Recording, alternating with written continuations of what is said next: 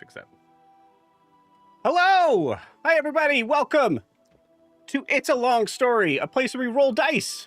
We tell stories and we create some freaking magic. That's right. This year, we're edgier. Because we're adding the freaking. You keep an edge, bro? What? Always. What's happening? Just broke. Jamie just cursed me. Okay, cool. Hello, everybody. We are here with all of our friends in the Mongoose Crew to celebrate the new year as we are in on 2026. Everybody in the Mongoose Crew, take a look at your camera, wave, and say Happy New Year! Happy New Year. Happy New Year. What Jamie said. It's the new year. Yeah, it's the new year. Same shit show. It's the New Year, same me, bitches. Strap in. Mm-hmm. Hooray! Guys, there's so much that could happen. Yeah. Let's say, all right, everybody, no. The past 7 days have been an indication of what's going to happen this year. I want things to stop happening. Yeah, can we just go to nothing? Mike, help me out. Help me out. Everybody go around and say one thing, ideally not political, that could happen this year that would be awesome. Everybody in ICE goes to jail and is given a Nuremberg-style trial. Ooh, Yeah. Can I go? Also, it could happen. It could. It could happen. Yeah. That'd be pretty sick. Also, Like the fuck clown? ICE, fuck Trump, come at me. I don't fucking care anymore. Hey. Okay. I will divine Disrespect your surroundings. All right. Well, for those who have no idea what this is, yes, that's fair. We are a D&D live stream. Neither do we. Yes. Also, for those that weren't able to jump in and say anything, sorry. I'm not. We are a D&D live stream that runs every Monday, Tuesday, Wednesday, Thursday, and Friday, having 5 parties, living, existing, and breathing for those that do in the same homebrew world, the wonderful, beautiful world of Astera. So welcome. A couple of very, very large announcements. One of which is one of the biggest freaking announcements we've had here in like a bajillion years, however long we've been doing it. Guys, this year, we officially have a sponsor for the channel. Big shout out to Lorify, as we are now in partnership for the year with this awesome and very personal and very sweet company. Super, super nice. Joe, you should have told us about that before we started with that bit. Yeah, before, we start now I getting feel real bad. Yeah. Yeah, well, hey, I did say maybe don't do political stuff. Well, you know what? I did No, say I'll that. stop. Yeah. I stand by what I said. I know what you're going to say, and I agree with you. Let's talk about Lorify. So for the God damn it, guys. Okay. Lorify, an awesome resource that I've had for the past 6 months, which has been very, very useful for me as someone who is a horrible note taker. We have people who are incredibly good at it, like Kayla and Lorianne and Miranda. And we have people like me who runs 5 campaigns a week and hardly writes anything down, which is bad. So income Lorify. It's an awesome resource to be able to take the session that was recorded, plug it into a AI system that is able to take all of the good stuff and maybe some of the bad stuff, because if it's funny enough, why not? And make an awesome sort of session summary of everything that has gone on in that session. It also includes the full transcript of what was recorded, But on top of that, it also kind of jumps into some more detail stuff, focusing on maybe some of the side quests that had appeared in that session, timeline, key moments, the NPCs that are there, as well as even including the numbers that have been traded back and forth in combat with hit points, things like that. So super cool, very exciting, very useful for not only for me as a DM, but also for anyone who's wanting to just kind of keep track as a player and just knows that, hey, maybe your hand cramps up, or maybe your brain turns off, or maybe you want to concentrate on something and you only have a little bit of brain matter left to be able to concentrate on that instead of taking notes, which is me. So yeah, Lorify is an awesome and very cool tool to be able to do that. We have, I think this year they're putting in this very cool thing that is that they're calling lore maps, which is I've heard them called mind boards. Does that ring a bell to anybody? What it is? So mind maps, maybe. Mm-hmm. You know what I mean? Yep. Like a mind palace. Great. I know exactly what you're talking about. Or mind bullets. No Tenacious D people. Okay. Not at all. Not like that. But yeah, super cool. Look it up. You'll find it. It's awesome. It's really cool. It's a kind of a cool way to be able to sort of set up some. It is a web of ideas to connect and show how they connect from different resources or NPCs, places. Oh, that would be helpful. Subjects that came in. Yep. And from Lorify, you say, right? Yep. Wow. Thank you. It's a wonderful product. All right. I'm actively trying to help. I'm sorry. That's all right. That's all right. Okay. So yeah. So for those that are interested in checking Lorify out, there will be an affiliate link that will be coming up very soon. To be able to give some percentage off for those that are wanting to kind of give Lorify a shot. But if you are, thank you, Jack, coming in with the win. Mind maps, thank you, perfect. Yes. But if you are not wanting to wait at all, I fully understand. I would jump on now just to even check it out. So it's lorify.ai. An incredibly useful tool for me, and you can too. That's it. That's all I got on that. So huge shout out to Jordan and the team over at Lorify for just being awesome. And we'll have more information on that pretty soon, including that affiliate link stuff that'll come up soon. So that's the big one. Let's see what else. We also have our Thursday Brasslight crew are now officially good to go. We have added our 6th player. Sorry, Starbuck just came downstairs with the loudest chew toy ever. Okay, I'm gonna do both. Here we go. We can do this. So what was I talking about? New Brasslight. New Brasslight, yes. So Kay, from the New Moon, I'll be joining in our Brasslight campaign as well. So yes, thank you, Kay. Super excited to have them join the Ragtag crew as they are trying to collect themselves and figure out what the hell is going on in Varesha. That is it as far as the big news, I believe. Also we will be we are also adding a player to New Moon. So Angie will be joining us most likely in the next couple of weeks for New Moon. So super excited for that. It's crazy. Big new year, big changes. So new year, new moon. Heyo. All right. I am proud of that. I'm sorry. I'm good. I'm not gonna minimize that. I'm glad for you.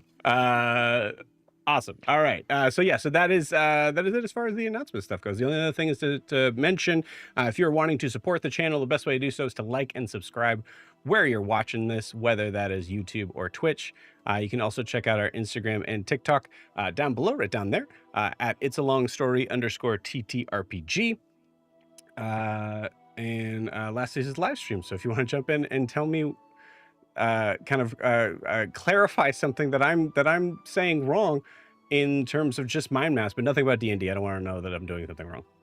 I guess I shouldn't have started with that. You can say that if you want. I pull out go a for it. notebook and just start. Yeah, according to the DMG. No. But you know what? actually, You know what? Go ahead. Tell me what I'm doing wrong. Do it. It makes you feel happy. It's fine. But yeah, that is it. And super appreciated for anybody who has been supporting the channel so far, and will hopefully add more to the year. So that's my good thing of the year, we'll say. But yeah, that's that. Okay, so before we jump into tonight's session, we need to get a recap of where we left off with the Mongoose Crew, because it has been a year. Yep. It's been since last year. Yeah. It's been since last year, guys. You guys. This year, I'm happy to say that Robert from the Reckless was actually the first one to do the year joke before me. So shout out to Robert for being an awesome person and keeping that very good joke. Yeah. Strong. Proud of you, Robert. Proud of you, Robert. Cool. All right, Lorianne, please take it away. Okay. I just want to say thank you to Lorify, and I mean this from the bottom of my heart because, of course, I had 3 weeks to put these notes together, and I waited until this morning. So without Lorify, I would have been lost because I use it to fill in my notes. Anyway, so Proud of you, Lorify. thanks, Lorify. No, but seriously, I don't know why I procrastinate till the last minute. So anyway, Eldrin woke up to find a letter beside her from Noros. In it, he explains that he's decided to return to Anoria, believing he can do more good there, and that staying with Eldrin would only make him her weakness. He sees himself as a liability and frames the choice as what's best for both of them right now. Eldrin reads the letter in silence, holds herself together long enough to dive into the water, where she finally screams her grief into the depths, and which then triggers a powerful magical response. A storm forms with thunder, rain, lightning, and churning seas, as she instinctively controls the weather to match her pain. Before the storm happened, Wilbur woke up and noticed that Eldrin was entering the water, but doesn't immediately worry, knowing that Eldrin's a Triton and lives in the water. But he informs Guar, who panics and leaps into the ocean to save Eldrin. So Guar eventually resurfaces, realizing that Eldrin can probably swim a lot deeper than he can. So he comes back up to the ship, and as the storm worsens, the rest of the crew awakens in confusion and alarm. The Mongoose Crew search for Noros, trying to determine where he is so he can give them an explanation of what's going on. And then lightning strikes the mast as the Mongoose Crew are trying to figure out what to do next. It ignites a fire. Milo, being quick, it manages to rescue Zanfira's belongings, but gets a little bit of fire damage in the process. And then using Saren's sending ring, Guar finally reaches out to Eldrin. When she realizes, thanks to Guar, that she's the source of the storm, Eldrin immediately halts it, apologizes, and promises she will return to the ship shortly. Before surfacing, she sends a message to Noros that he does not reply to, basically calling him out for decisions he made without her. So back on the ship, right before Eldrin surfaces, Saren is kind of looking around at the chaos and searching for Noros and looking a little bit confused because everyone's confused. Lucia notices this and looks around as well and immediately begins to assess the damage and the cause of the chaos. And she happens to see Eldrin surface at this exact moment. Eldrin extinguishes the fire with control water and apologizes. And Lucia demands to know what happened. Saren tries to smooth things over, but Lucia remains angry, and she emphasizes that she has a responsibility for the safety of the crew. So everyone asks Eldrin what is happening. She explains that she can now apparently control the weather. She wasn't aware of that before she went to bed last night. She apologizes again and insists it won't happen a second time. Then Guar asks where Norris is, and Eldrin says he will not be joining us because he went home. She briefly tells them he believes himself to be a liability, and then she tries to redirect the group toward breakfast. But of course, that doesn't completely work. Concern spreads quickly, and rumors ripple through the ship. So Guar and Milo go to make breakfast and have breakfast shenanigans, and Eldrin retreats to her sleeping area, where she removes her robes and begins scrubbing the blood from them. Milo and Guar argue over dish names like Goblin in a Hole versus Halfling Waffling, I think was one of them. And then Halfling Waffling? Waffling. I'm sorry. It's a long yeah. Name. Okay. And then Saren informs Raylor about Noros, who then initially believes Norris is simply missing and goes to speak with Eldrin, which is very concerning to Saren that Eldrin might actually kill him. Instead, Eldrin surprises everyone, probably even herself, and breaks down, admitting she can't really blame Norris for leaving. She's hard to handle and to deal with. Raylor, out of his depth, motions for Wilbur and Saren to come comfort her while he searches for someone to help with Eldrin's robes to cast prestidigitation on them. Eldrin then explains to not Noros, because he's gone because Joe took him from me. Eldrin then explains to Wilbur and Saren that Norris is doing what he believes is right, and not to be mad at him and not to hate him.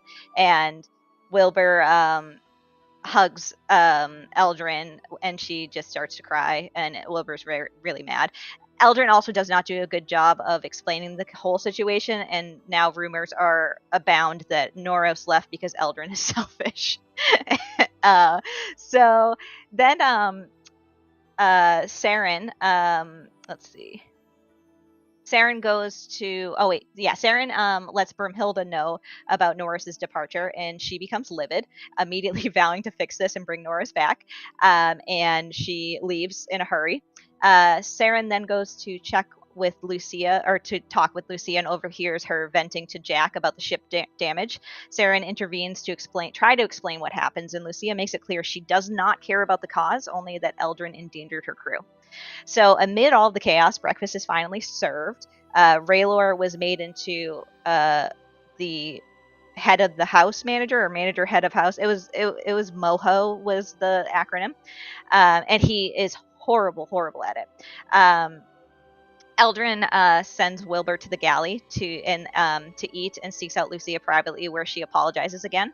They had a good conversation, and basically Lucia gives her some advice that she is trying to captain two ships at once, and Eldrin has to decide where her loyalty lies, at least in this moment. And amidst their conversation, pretty much when they're done, Guar knocks on the door with food. Eldrin declines, asks him to save her some, and then also apologizes to him for snapping him the previous day, and acknowledges that he was trying to do something nice, although his timing is terrible.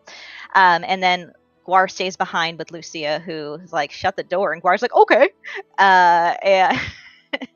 And elsewhere, like I said, rumors are swirling around that Norris said something horrible, and then a lot of things happen to make people believe that Guar and Lucia are sleeping together.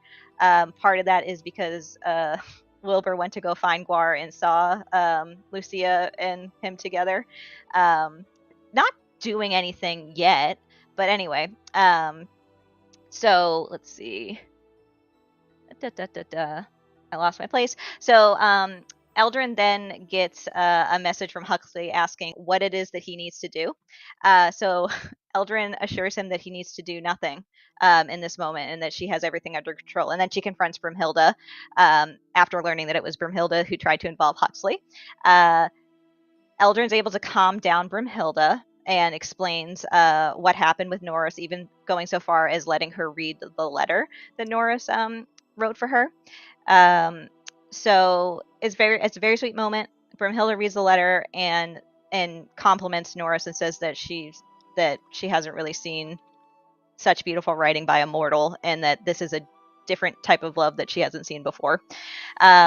So they talk further. Eldrin admits some things to her, and we then see we then see Guar leaving Lucia's quarters, thanking her for her time. And he goes and runs into Eldrin, who asks him to and they go sit together while she eats. And the session closes with Lucia clarifying publicly, in the galley with everyone, that nothing intimate occurred between her and Guar. They only talked, leaving Lucia very embarrassed and Jack extremely disappointed that there was nothing scandalous to share. He doesn't even want to look at her right now. He can't talk to her right now. And he left in a huff. Exactly. Wouldn't you? Yeah, definitely. Cool. Awesome. Lorianne, please take that point of inspiration. Thanks. Well deserved. Also, it's a new year, friends. You know what that means? Time to play some D&D. Yeah, that's a normal Wednesday. Oh, What's yeah. it mean? You all get points of inspiration. Do I get two? Hey, you do. They do not stack. We did do it. stack. They don't normally stack, so. They do not normally stack. These do. Birthdays and anniversary ones do. You get up to 4 in Baldur's Gate. This isn't Baldur's Gate. It's not? This is This is Stranger Things. But What? hear me out. Is this Baldur's Gate 3? I call Bob. Aw. Dang it. Hell yeah. I call Mr. Clark. Hell Oh, good call. yeah. So please take that point of inspiration. Anything Thank else you, to add, guys? Joe. I know it's been a long time. Thank you, disembodied voice. You guys are welcome. Okay. It's been far too long. It I has. know, We're I excited to can be see. here. I can see. Cool. You guys ready to play some D&D? Yes. Yeah. Cool. Let's do it.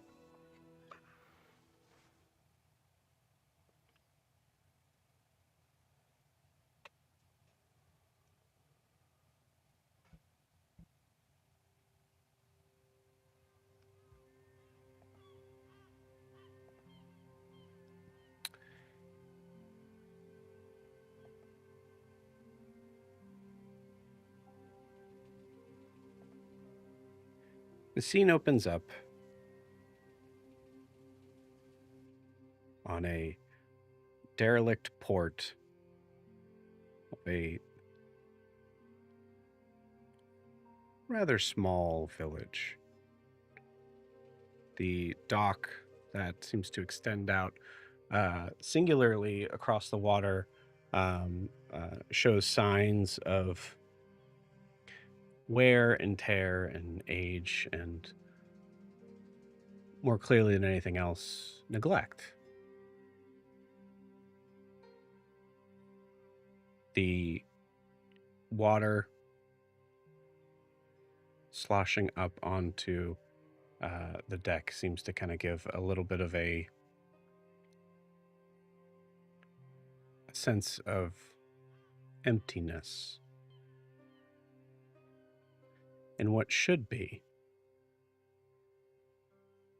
a busy day for Griften. The camera pans upwards slightly, pulling to a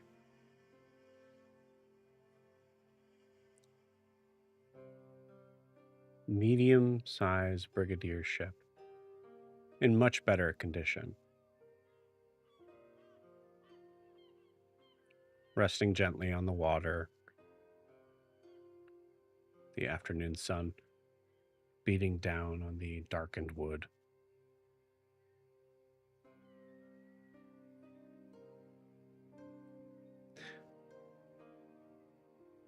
As the camera continues to zoom in up to the deck, we see two figures.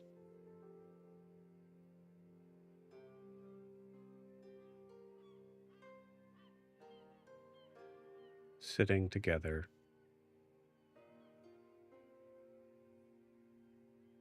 seemingly at ease,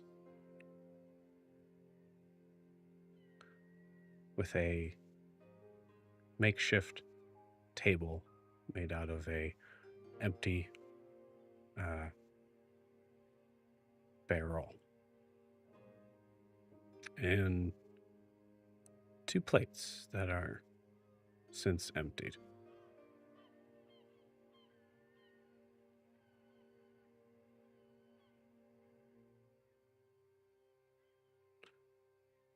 The camera pans first to the right to a figure that holds this quiet sense of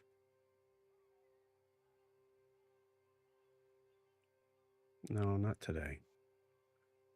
A semblance of one that would recognize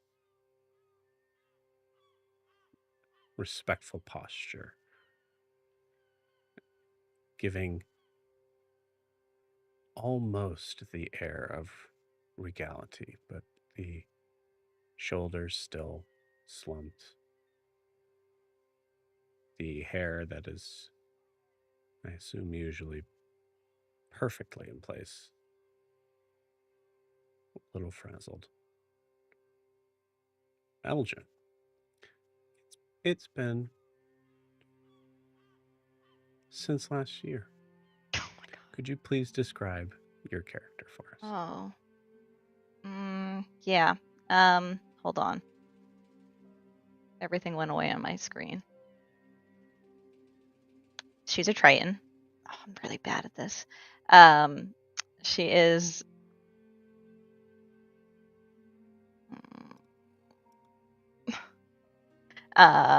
Thanks. Yeah. Uh, she is a Triton. She usually has her hair very, like Joe said, very regally in like braids and also down, but it's a little frazzled today. She looks like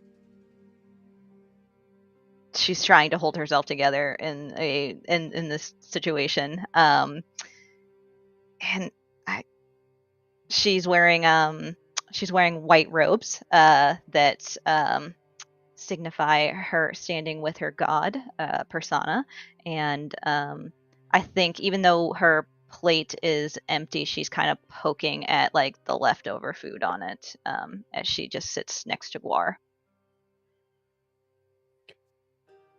There is a I want to say there is a sudden sort of abrupt sound from the figure to your left that kind of is between a cough and a burp.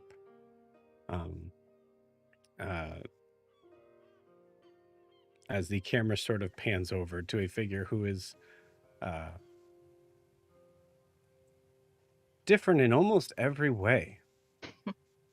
Their thick, sort of shining armor reflecting in the sun, clearly maintained and polished, albeit there may be a crumb of food somewhere around. Guar, would you please describe your character for us? Of course. Guar is 6'4", 240. Silver hair, long down past the shoulders, kind of tied back a la Geralt of Rivia. But at this point, I've got a little bit of a beard going on. It's also silver, blue-gray eyes. I'm pretty big for a half-elf, but I'm strong and solid from years of military training from a very young age. I'm wearing matte black plate armor with shiny gold accents and a gold dragon emblem emblazed on my breastplate.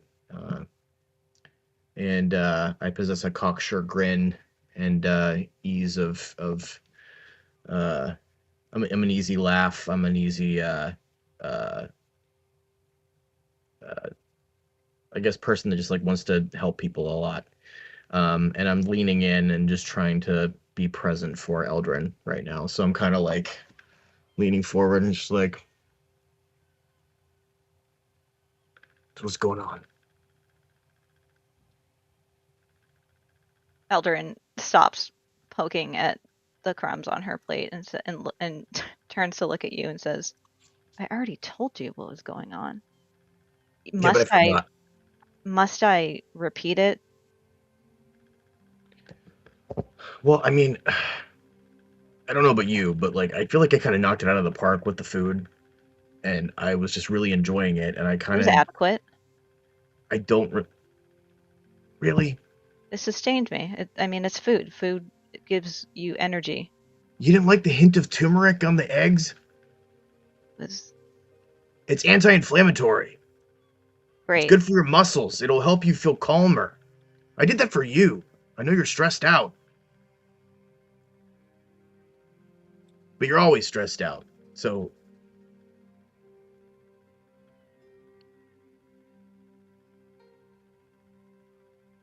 when I ask you what's going on, I know why you're upset. I just don't want to know what's going on with you because I don't know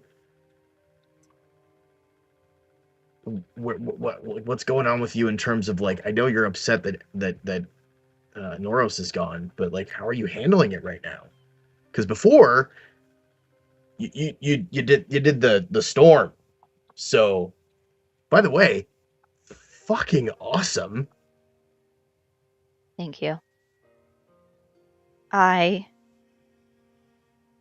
feel on the inside as that storm was out here.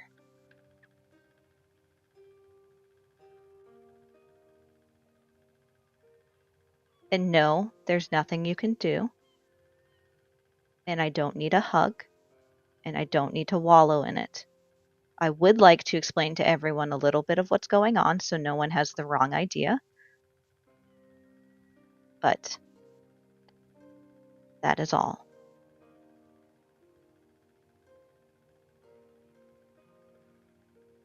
For what it's worth, I wasn't going to offer you a hug anyway, but thanks for letting me know that you weren't going to use one.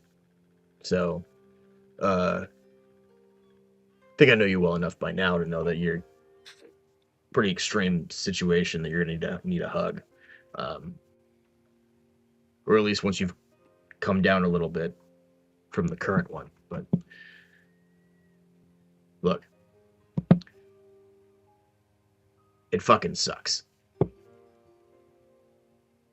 Noros was a worthy ally. I mean, is. I don't know why I said was. He's still alive. He's a worthy ally. And I don't think we as a group have seen the last of him.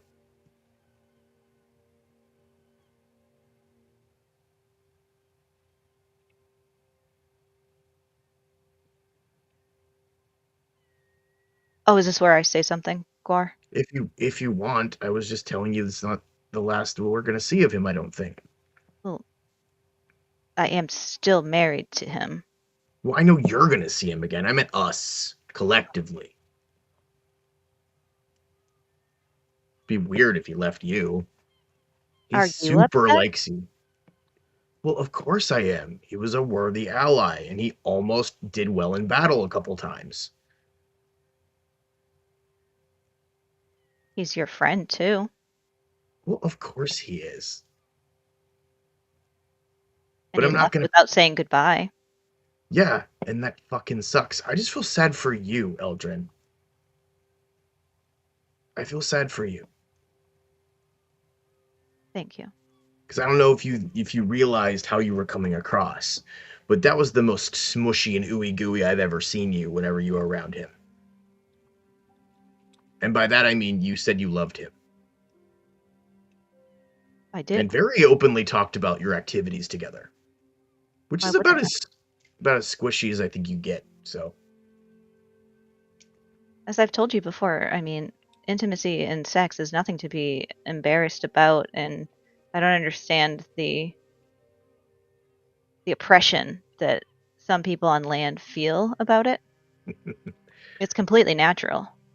Of course. As long as it's, two consenting adults and yeah, right, yeah. Of course. From inside the kitchen, you hear a muffled crash of as if multiple pans have hit a wall, and you hear Milo's muffled shout say, "Adequate." Now see what you did? Now Chef's pissed. impressive, considering the kitchen is at least one level below. But yeah, that is a very loud crash. I'll say there is a momentary sort of thing where the camera like kind of watches Guar and Eldrin as they kind of like turn in that direction and starts to sort of drift off towards that porthole. Very slowly, and I say through the window.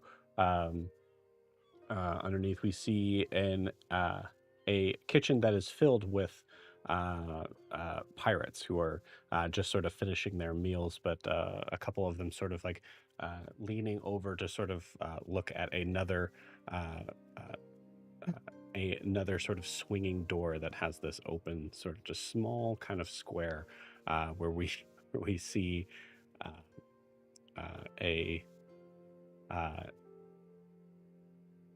for this to work view-wise, we see a figure that is for some reason standing up on the table, the prep table, arms crossed, figure that is clearly upset about something. Milo, could you please describe your character for us? Yeah. So Milo is a he is a halfling. He looks exactly like this guy here. He is what he's 4'8", I believe. No, 3'8". That's right. Halfling. I was like, I'm 4'9". Yeah. Yeah. He's 3'8" tall, 8 inches tall. He is just coming of age. He's about 51, 52. He has a burly, luscious red beard, bald head, the silver hand wraps that he wears religiously. And yeah, he is he's just kind of frustrated. He's not just in general. He's not had a positive past 24 hours. It's been a lot of begging for priority in his life. Him begging for priority in the decision making in the group, and he hasn't felt like he's been heard that often. And then he got his absolute tuchus handed to him by a castle with taken over by evil vines that he doesn't understand, and he doesn't know why they affected him so emotionally.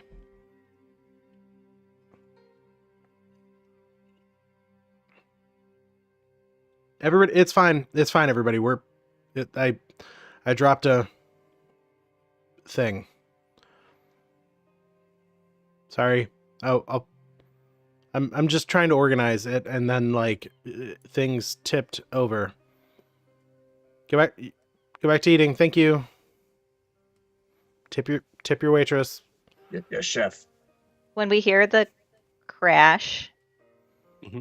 I'm going to say to Guar, I guess now is as good a time of any to go join them. I can explain what's going on so that we can move forward. As you get up, I would imagine like Guar would like kind of take your hand real quick, like not in a forceful way, but just in like a hey, I got you. Whatever you need, that's in me. I got you. We all do. If this all goes to hell, and it probably will, I've got you. Thank you, Guar. But I don't think you can make me feel better right now. I'm not trying to. I'm just letting you know I'm here. I appreciate that more than I can convey in words because I'm not good with words. No, you're not, but that's okay, because I am, and I'll just basically what I'm hearing you say is, Guar, you're amazing, and I love you, and you're the best person I know other than Noros, and that's the worthy title because Noros You mean is like amazing. you're an awesome blossom? No, that's Broomhilda. Okay. You're Dawnbreaker. Well, I haven't given Wilbur and Milo their names yet. may I explain the situation of my heartbreak first before you do so? Oh, why would I interrupt that? Are you kidding me? Come on, I'm I not that don't know. stupid. Okay. After you. Thank you, Quar. I'll go down to the galley. Cool. As you guys are making your way down,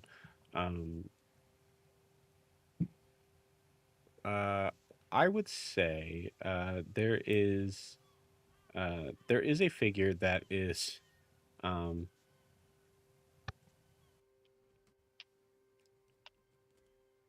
sort of leaning.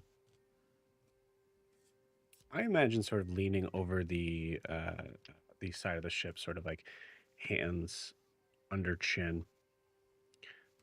Two figures actually, one of which is uh, uh, sort of standing straight up, back leaning against the boards of some sort of what is assumed to be the captain's quarters here.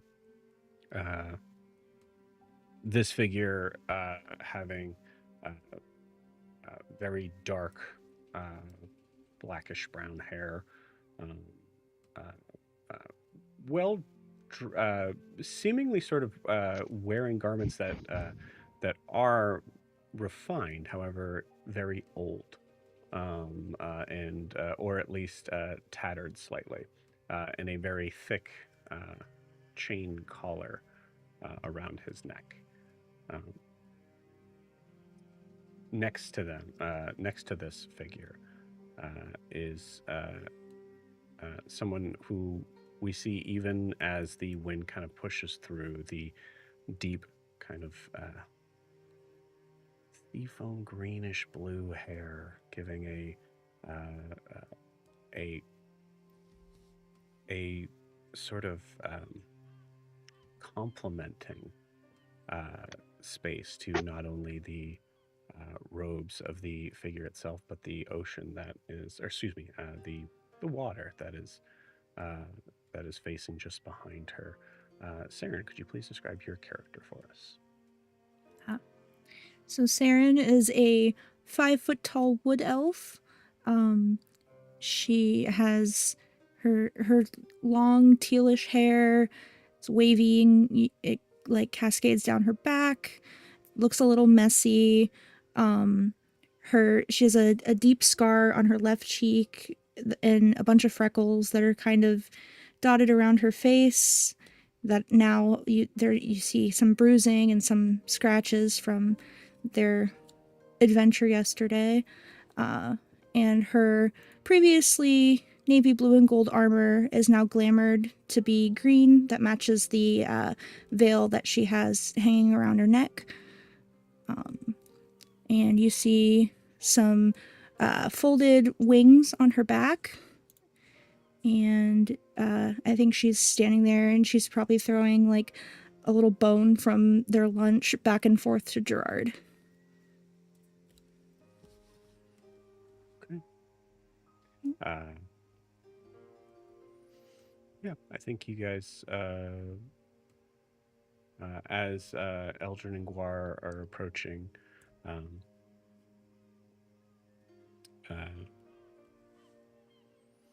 Saren, you take a moment to look up and see them, and then you feel a tap on your back as Raylor kind of like tries to get your attention. What's happening? Oh, just Eldrin and Guar coming up. Oh. I guess we should follow them. Looks like they were talking about something important, probably. I don't know. They seem. I'm going to wave and see if they return.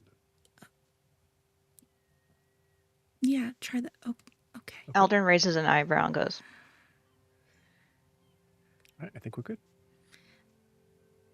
That's exactly the response I would have expected. Saren, I imagine you and Raylor kind of approach Eldrin and Gwar as they're coming, as they're walking sort of towards you, but also is kind of coming down to that area where the staircase would be to go to why are you waving the at me? galley. We saw you, but I mean, I've already seen you this morning. Hey, Saren. Hey, Raylor.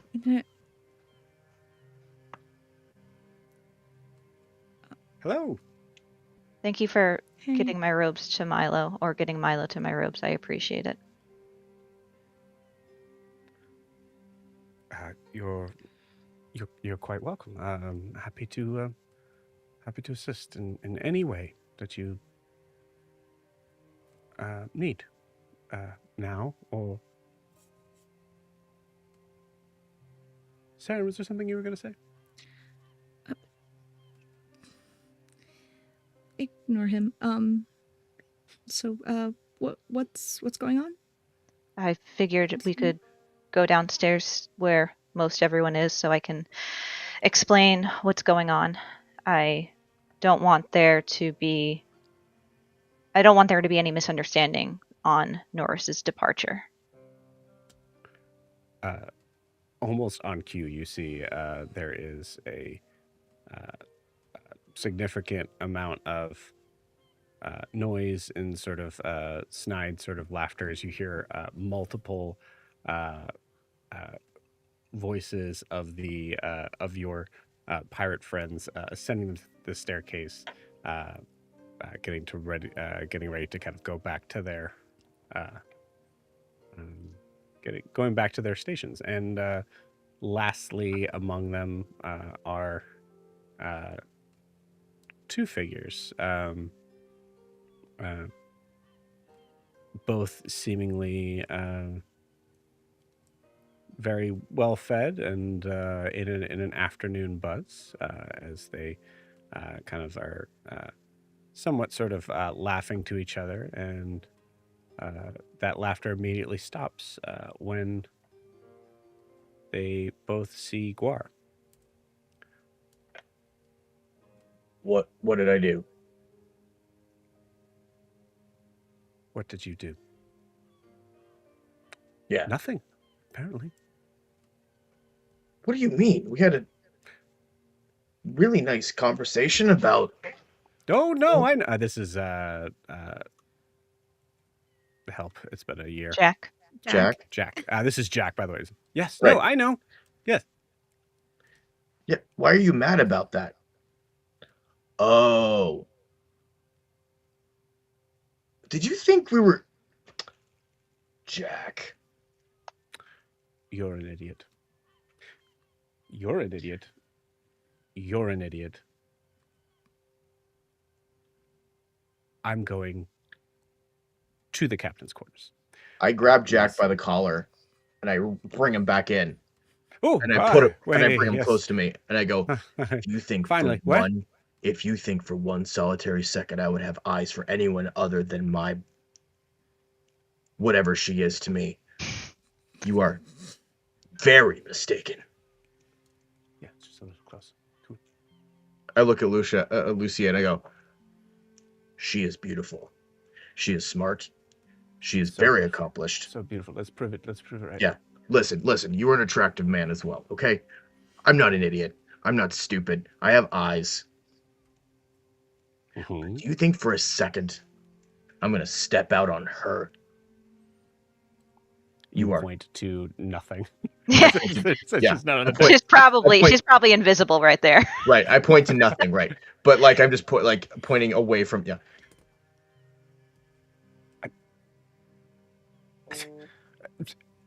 You nog at me. It's all Fine. fun and games Yes, until the wizard finds out. Wait, why are you shuddering? Know what that oh means. God! Oh I'm God! I'm from the sea. No, you're not. What it means is that what I did accidentally would be done tenfold if Guar stepped out on Brimhilda. Okay. But that's not why I didn't do it. No. I did it because Yes, I that think was she's amazing. insinuating that the only reason you wouldn't step out on her is because she'd kill Sorry, you. did I give any sort of semblance that I wanted to have an extended sort of conversation on the reasons No. why? No, No. this is not what I wanted to have a conversation about I either. get in his face again. No, but you understand this now and forever. I put my hand in his face. She is my awesome blossom, and that is the end of it.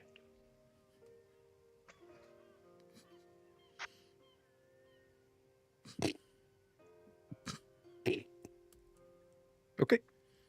All right. Like you don't have pet names for her, and for her I pointed Saren.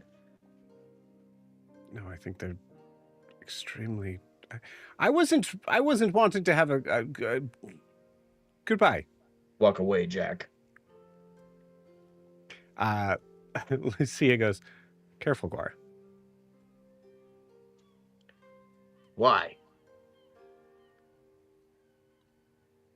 Because that's my man you're talking to. Well, of course. I wouldn't have said a word if he wasn't all shitty about it. Right. Okay. Is this going to open up into something exciting and interesting? No, I just want to explain to. Or are you talking to Guar That's- still? Depends on your fine. definition of that. Yeah, I think you know my definition of that. Oh, yeah, then no. Okay. All right. Good day. He walks off. Lucia takes a moment and looks at you, Eldred.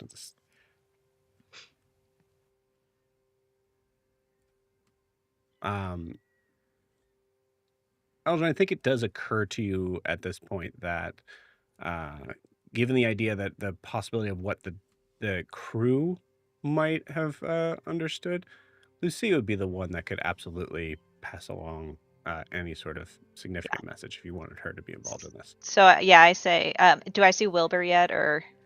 Not yet. Okay, so I say, actually, Lucia, can you stay for a moment? I'm going to explain to my friends what's going on, and I would like you to relay that to your crew, so that there aren't rumors about my husband going along on board. Yes, sure. I did leave some ale in my flagon in the galley, and maybe I could go fetch it, and we all could. That works. She just turns and starts to walk back around. Our group moves. Cool. I think as you come down the stairs, we see Milo. Would you be cleaning up?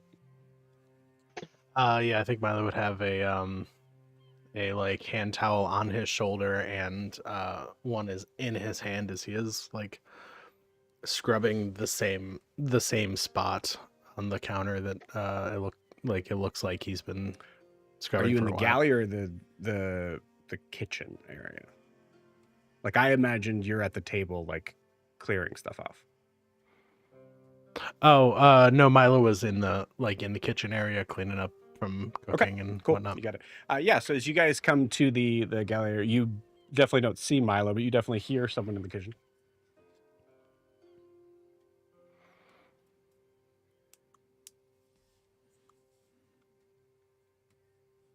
Do you fetch Milo? Oh, sorry. Yes. I fetch Milo and look for Wilbur. You got it. You do not see Wilbur anywhere here in the kitchen. As the camera kind of moves away, we'll say as Elgin, you may mention something of like, has anybody seen Wilbur? Mhm. The camera starts to kind of pull back. Wilbur, where are you? That's a really good question. I don't know. Wilbur, I feel like Wilbur can't be up in the crow's nest anymore because that bitch burned down. I feel like Wilbur is probably under deck somewhere, but I don't know exactly where. Okay. What about the hammocks where we sleep, or you guys sleep? Yeah, you Well, could be there. yeah, I probably have adventured down there, but I've definitely never slept down there Mhm. because I used to have my own room. I need to make the establishing shot of your character for Wilbur. So you tell me where you're at. Okay, so I'll be down in the hammock area, failing to get my chubby little ass in a hammock. He's trapped in a hammock. We see It's like we see this we see this bit of like deep heavy brown ship rope that has been tied in a specific sort of pattern that is swinging back and forth, not congruent with the waves of the ship at all. And for a moment, it kind of seems like the hammock is working by itself until we see a clawed hand just reaching up to just try to desperately sort of grasp at it. This furry sort of paw trying to reach up and get the corner of the hammock, just the corner, the side of the hammock, just to maybe get a little bit of an afternoon nap, maybe to take a siesta like the humans do, the humanoid figures do. Wilbur, as the camera kind of pans down following the furred paw, what do they see? Could you please describe your character? They see a wombat who is less than 3 feet tall. He has on a long green cape, I guess you'd call it, right? Yeah, my Yeah. brain's like half working. Cloak, not cape, cloak. Jesus Christ. He's a superhero. I'm a superhero. You could say Kate. So trying desperately to get on this hammock. As he's like kind of grabbing onto it, working up the motivation to try to climb into this thing, you'll see his little twig blight Twiggy on his shoulder, and Wilbur will say, "Twiggy, I don't really know how they get into these things. Hold on," and then he'll kind of like back up a couple feet and like do a running little jump up onto the hammock. You got it. Give me an athletics check. Oh boy. Okay, not terrible. 9. 9. It could be worse. You guys are pretty high level. 9's pretty bad. It could be worse. It could have been Wilbur, a 2. roll me a d20. 14. Cool, you got it. So the d20 was to basically see sort of an over under situation. Do you overshoot it or do you undershoot it? Wilbur, you completely managed to jump and get a portion of your body to the hammock, but it is the back sort of later half that hits you right at about where your kneecap. Wombats have kneecaps. Where your kneecaps are, as you face plant hard onto the deck, Thump. leaving Twiggy to kind of like tumble off your shoulder and kind of fall a couple of inches. I'm just gonna lay there for a couple seconds and just hope that no one's lurking in the shadows watching. As you say, hope that no one is lurking in the shadows. You hear a voice just, ooh.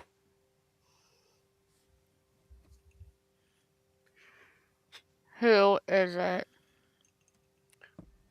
Oh, sorry, I was looking for, someone else. As we see this very dark kind of the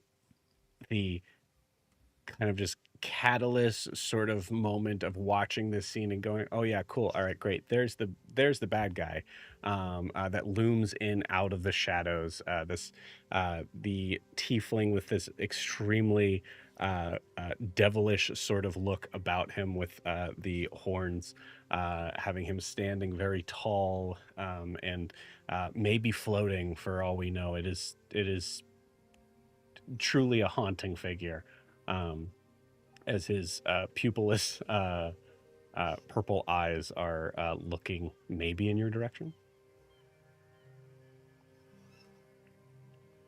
Would Wilbur recognize that voice right away? Or I Yeah, guess, I would say so. yeah. That's up to you, actually, honestly. I think Wilbur's just gonna stay like face down and say, "You should probably just keep walking."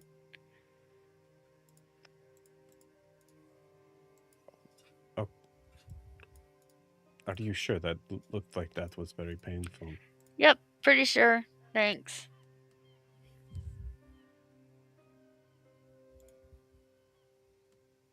There is. I am a healer. No one can heal my dignity. Well, to be fair, I don't think anyone else is in this room.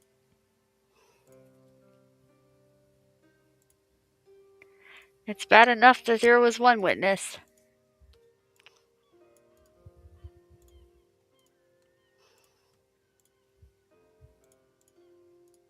I'm not much of a talker, if that helps.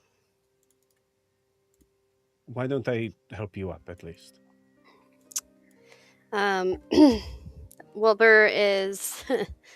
Wilbur's gonna say, "Nope, nope," and then like slowly start to like very slowly stand up. Okay. Uh, Little shake of the head as soon as he's upright. Wilbur, roll me. Roll me a Constitution saving throw. I'm going to say the DC for this is 20. Jesus. Well, that's a nat 1 for a total of 3. As you stand up, Wilbur, do you look at Cosper? Yep. Cool. You see Cosper is kind of just standing there trying to, he's not really smiling. You're not even sure if he knows how to smile, but he's looking there in a very sort of calm expression until you fully turn, and you see his eyes just go a little wide. Ooh. Okay. And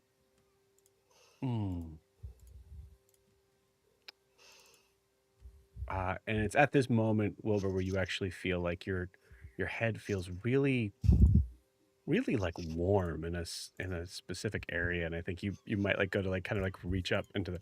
No, don't. We'll fix this. Just come with me. Do you need me to touch you, carry you? What's wrong with my head? You have a slight protrusion.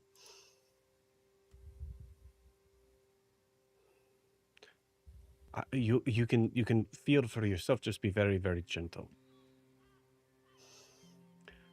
And you feel there is a massive lump that is starting to form at the top of your head. Oh. Great. Even as you touch it, you kind of like, you notice that like sort of like wincing sort of pain. All right, well, as if I wasn't crazy looking enough. Now I look like a unicorn. Wilbur, you took 5 points of bludgeoning damage from that. As Twiggy kind of like gets up and kind of like shakes his head a little bit, he kind of goes to like come up to your shoulder and sort of gives you like a nod, and then you see I don't know if Twiggy has eyes. I imagine they might be just little black dots. Mm-hmm. You do see them go a little bigger as you see him kind of pull his head back like this. Whoa. Thanks.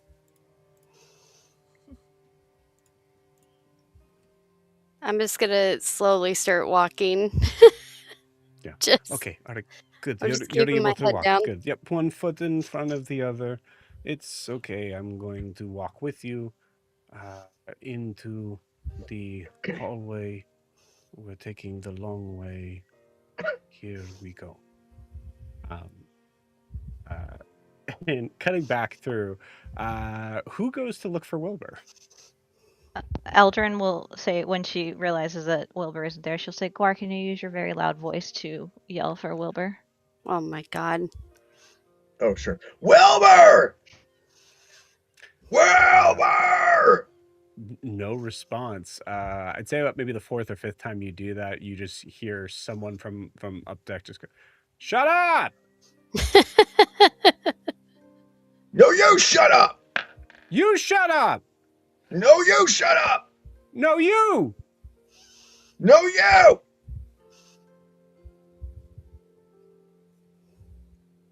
That's what I So that thought. does not seem to work. Well, I won. I say that to Eldrin. I won. Okay, wonderful. Can you go find Wilbur? Use my bracelet to tell him to come here? Oh. Oh, I'm sorry. I didn't know that it didn't work for you anymore, I take it. Wilbur! It's Guar! Wilbur, you immediately feel the biggest headache. Oh, no. I did say you guys to go look for Wilbur. You guys are choosing to be. They don't to know. try to We don't send know. Wilbur to you. I They know, We don't don't know. Hey, know. we're trying to get this as quickly as possible. We want to gather everyone Then up. go get him. We don't know where he is. This is easier. No, it's not. Mhm. I'll take Okay. that. I'll take that healing now. Oh, okay. Well, we're Yeah. some distance from my room.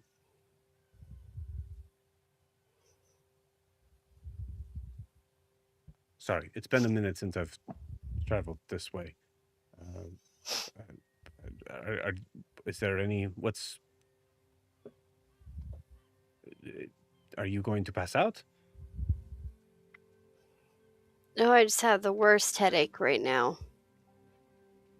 Oh. And there's a voice screaming in my head. You get used to that. No, it's been several months. I haven't gotten used to it yet. I think Guar would actually be looking for her, him physically at this point instead of just using the bracelet. Okay, you got it. Yeah, give me a survival check. Sure. Where's my... There it is. Survival, you said? Mm-hmm. Oh, boy. Okay. 3.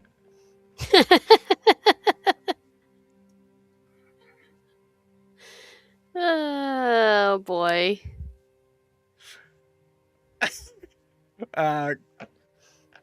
Guar, okay, I know how this works out. I know exactly how this works out. Sure, so do I. Guar, you, your task is to go and find Wilbur, right? And as you Yes. go to do so, you notice that there is a rung on the railing that actually looks to be like a little. It's a little loose.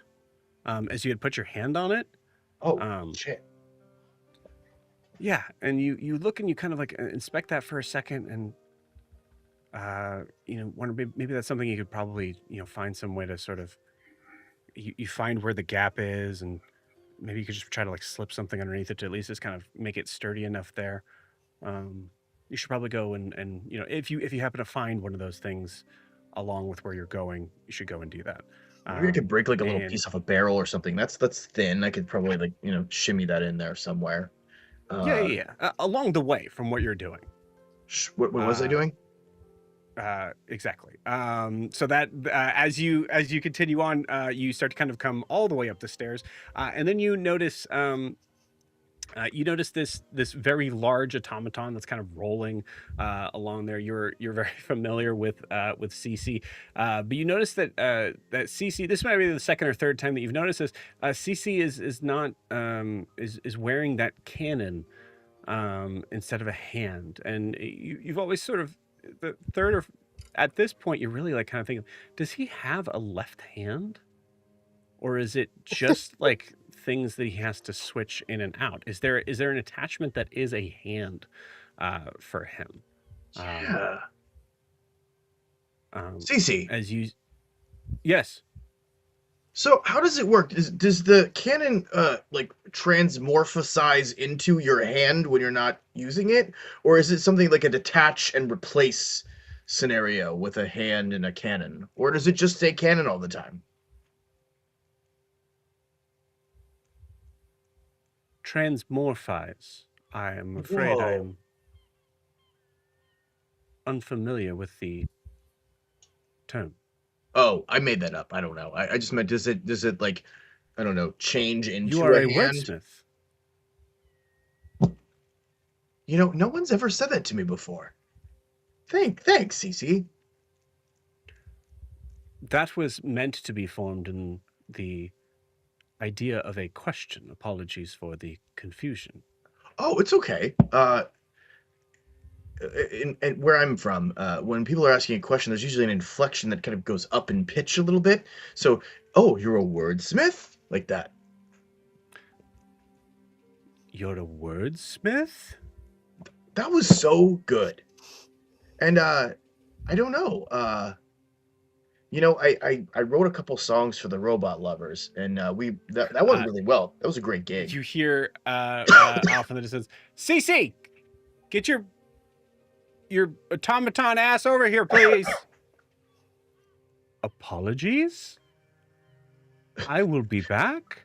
Oh no, those And are just rolls statements. off. So apologies, I will be back. Already gone. Oh, okay. Bye. Bye. And now you're just on the deck.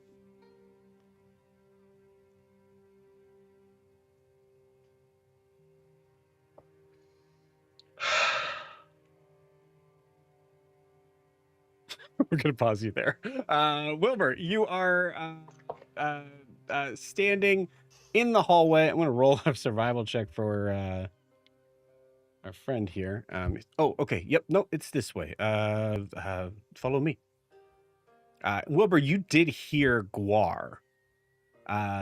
So something is up.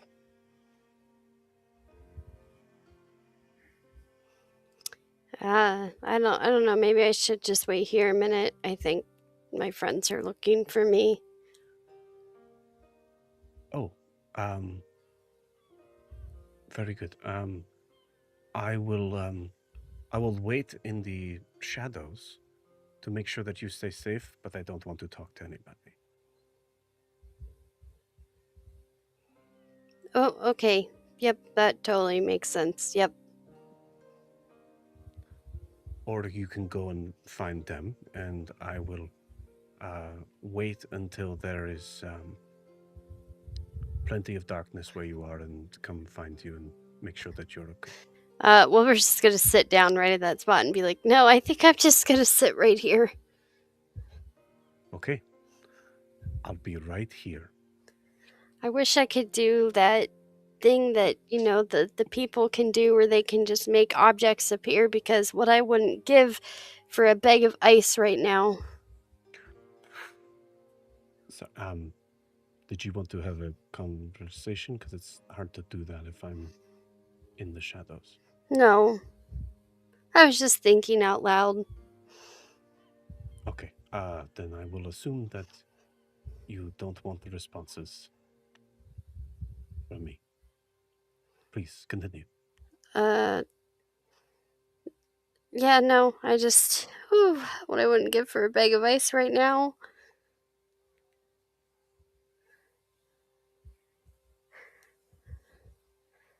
I wish I could, Guar! Ow. Do you want me to try to find Guar or? So I'm sorry. I know we established that I wasn't going to respond, but there was a very awkward silence between the first thing you said and the last thing you said. So. Yeah, it's because I just feel like there's just throbbing and I can't form rational thoughts. Guar, Guar, I need Guar. I will find Guar. Guar, as you are looking around, taking in the fresh air, Guar, you rolled a 3. Yeah, Yeah. there's a good chance that you're not even at the point yet in the ADHD of recognizing that you had a reason to be up here. But you do hear this sort of strange kind of like whisper from a corner of like a couple of crates on deck. Wow. What the fuck? Who's that? Guar, come here, please. Where? I don't. Where? Know my voice. It's everywhere. It is most definitely not. It is coming from. Look for dark areas in the direction of my voice. Celeste, did you change your voice? I do not know who this is. Most likely a person that is in your head. I understand. That is very different. Just follow the directional sound. Following the higher sort of. You could just tell me where you are, and I could just go there. I am on deck with you. It's a big deck, voice. And you hear me very clearly, right? So look for the closest dark place. Nope, not there. Nope, that's the sun. I didn't look at the sun. Okay, it looked like you looked at the sun. Yes, okay, that's the sun. So if that's the sun, then yep, there you are. Yep, right there. Yep, and you just see a shadow. I look down at my shadow to make sure it's not mine. No. What? Why don't you just show yourself? I don't like the sun, or light, very much. Can you, your Wilbur is sitting. No, I'm Guar.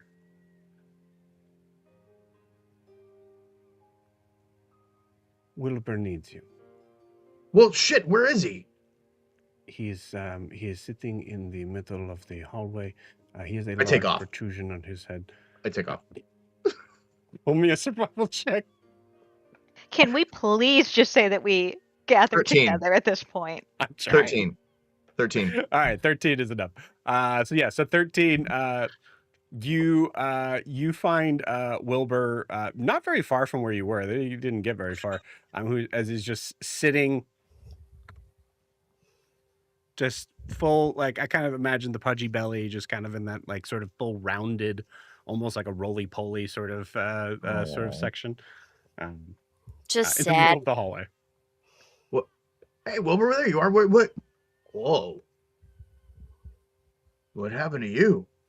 I tried to get in one of those swingy bed things. Oh, buddy.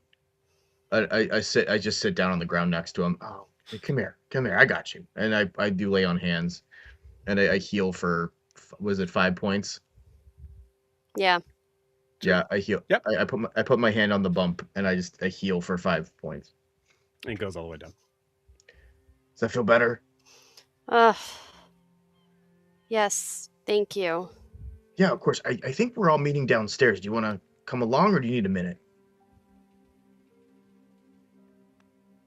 No, I'll come along. I don't remember what I was even doing down here. Oh, I don't either. I don't either. I was gonna take a nap. That's what I was gonna do. Okay. Oh, that sounds awesome. We should probably listen to Eldrin, what she has to say first. But yeah, then we can do that after. I can help you into a hammock after that. Wilbur, you rolled a nat 1, right? Yep. Cool. You got it. Give me an intelligence saving throw. Oh, yes, You got have- +5. You got have- +5 because you're within 10 feet of me. have the creature that just fell trying to get into a hammock. I'm going to say, I will tell you this because of the combat sort of thing to this. I'm going to say you don't get that +5. Okay. This is for something else. All right, Dang it, okay. 9. Trying to help. 9? Okay, cool. Better than a You 1. don't know why you were down here.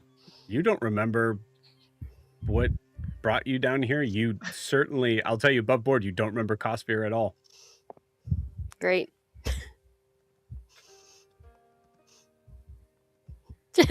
just walk. We'll just walk away like nothing happened down No, here. come on, let's go. All right, I'm coming. Hold on. Whew. You want to hop on my shoulder? No, I'll walk. Thanks. Got it. All right. I think we make it to the. We're all gathered now together. At this point, I assume. Oh, now we can say we're all gathered together? Yeah, Yeah, now yeah, I we was can. gonna say.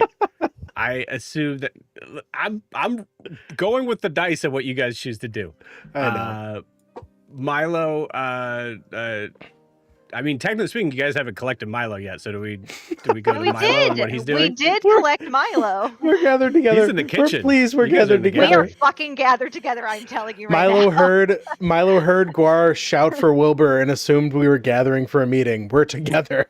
We are together. Kitchen with. Let it be heard. Milo. I offered. Who goes to look for Wilbur? Yeah. Okay. And the response was, "We're going to just call for him." The only person that found Wilbur was Cosphere. Yeah, so you guys are together. I would say that there's enough time that has gone by that the table is probably spotless, Milo, if you're like, this needs to be cleaned up.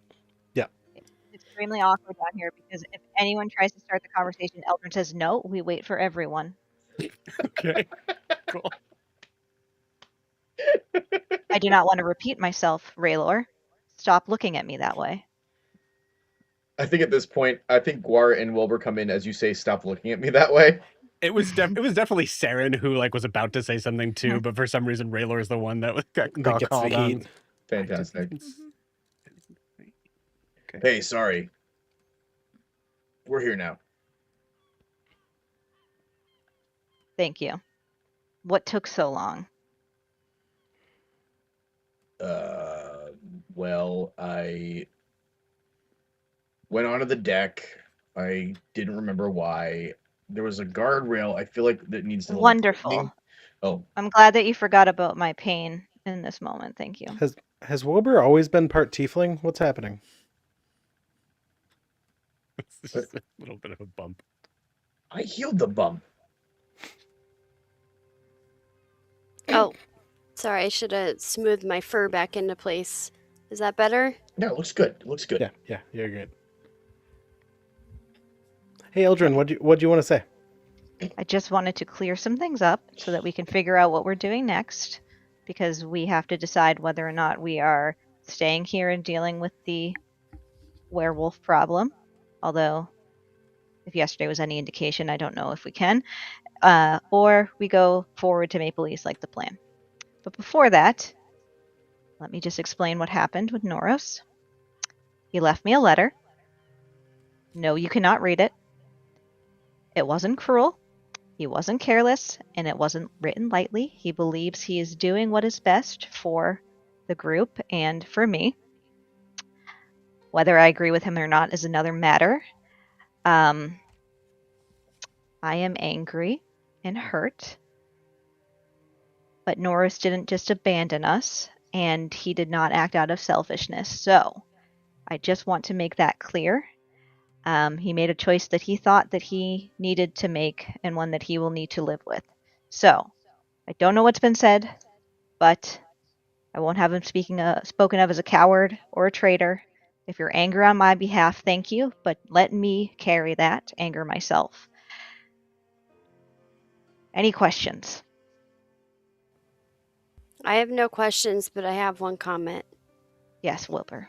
I am angry on your behalf, Thank you, Wilbur. and I don't want you to carry it alone. Thank you, Wilbur. I still trust him with my life, and he is still my husband.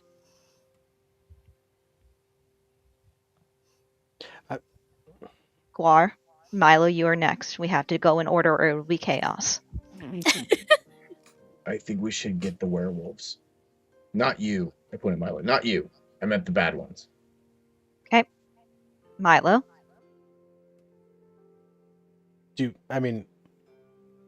Have you ruled out going to Honoria and dragging him back by his gills? I don't think that would be beneficial. He made some valid points in the letter, and he needs to go on this journey of discovery and figuring things out himself. Okay. He just should have spoken to me about it first. You don't need to give him that much credit, Eldrin. Let's be real. Okay. I trust you. Thank you, Milo. Wilbur, I understand your anger.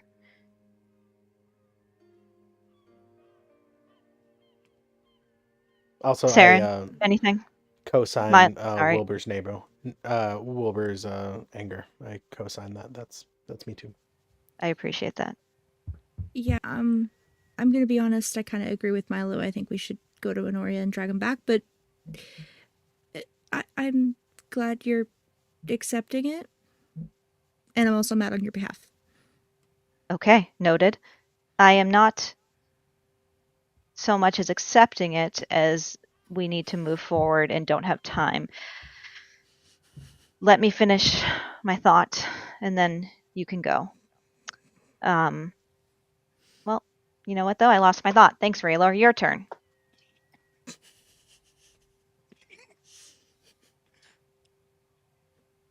I was just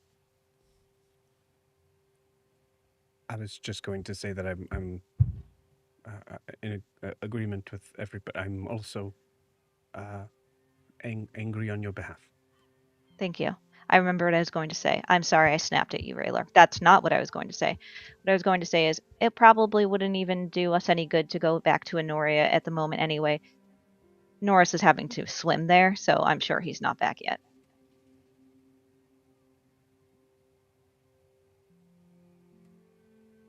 Yes, Guar. I also share in your anger. Okay. I appreciate all of you. Thank you. That reminds me. Yes, Raylor.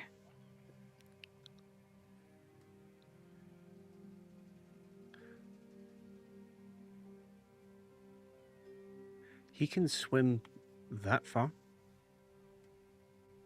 I mean, yes.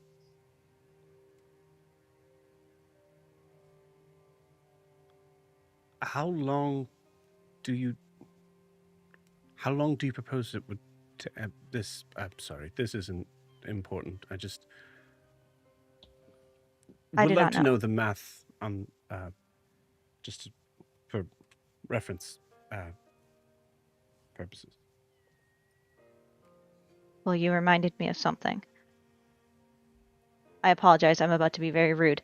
Eldrin takes her ring and says, in front of everyone, says, Mother, Norris is returning to Honoria to aid against Tal, since I cannot.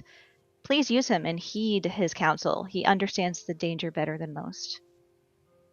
And then I turn back to everyone and say, anyway, so what's next? Milo. Just circling back onto something you said quite a bit earlier.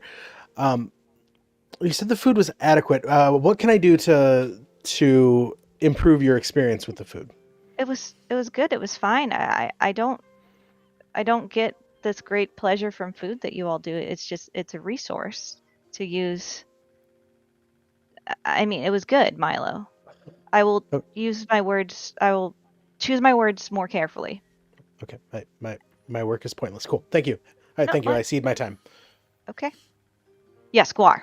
I'd like to circle back to the circling back. Eldrin. Very good to hear. Though we don't currently need any help, I imagine that all hands on deck and someone who is deemed to be important enough to have extended conversations with you would at least be able to give me an update on your progress more clearly. Hope things are well. Go Guar, on. you. Yeah, I had my finger up the whole you time. did. Yeah. You did this. Yeah, Okay, yeah, you did Eldrin that. put the finger up. So Okay. And then as soon as it ends, I say, "One crisis averted. Please go on."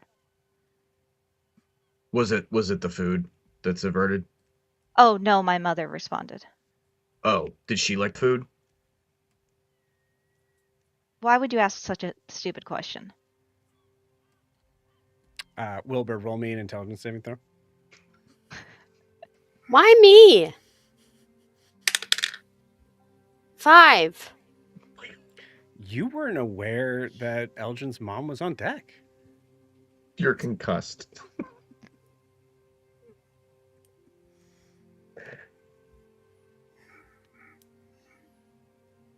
Am I Wilbur, blind? you look confused. Did the When did healing your- not unconcuss him? When did your No. mom get here? What are you, a dog? Not with those rolls. My mother Not in is that not one. here. Thank God for all of our sakes. Which is why I asked Guar why he would ask such a stupid question. Wilbur, are you okay? But you were just talking to her, you said. What? Yes, with my bracelet. Come here, Wilbur. It seems that Guar's deity does not heal the mind as well as the body. I didn't And I- realize we needed to heal the mind. I'd healed the body because I saw the lump. And I will do a lesser restoration on Okay. Wilbur. I can also I'll tell do you- that. I'll tell you what, as the second sort of source of healing, I'll give you a chance on this. Roll me, use your spell modifier. Roll me a d20 and add your spell modifier, Me? which I believe is just your, yes. Can I inhibit it It's just your somehow? wisdom. I cast- Okay. No, Can I cast like Bane No. or something? Okay. no. We're just talking about my brain. It's fine. It would be a 12. Wait, no, modifier. It would be a 7. Oh, Great, thank you. All right.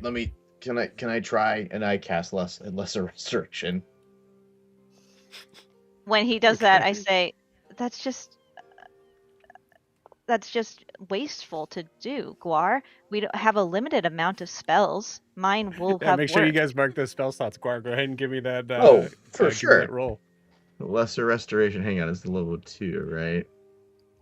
There it is. Okay, yeah. All right. I really hope I do it. All right. You said add the spell modifier. The spell modifier. Yep. 22, What did you roll? 17. Plus the spell modifier is 25, or plus 5. Sorry. Yeah. Okay. All right. Cool. Yeah. All right. All right. Got it. oh. The bracelet. That's right. It's all Can- coming back to me now. Can we focus now, please? Where is your god now? Allowing me to control the weather. Oh yeah, that is pretty sick.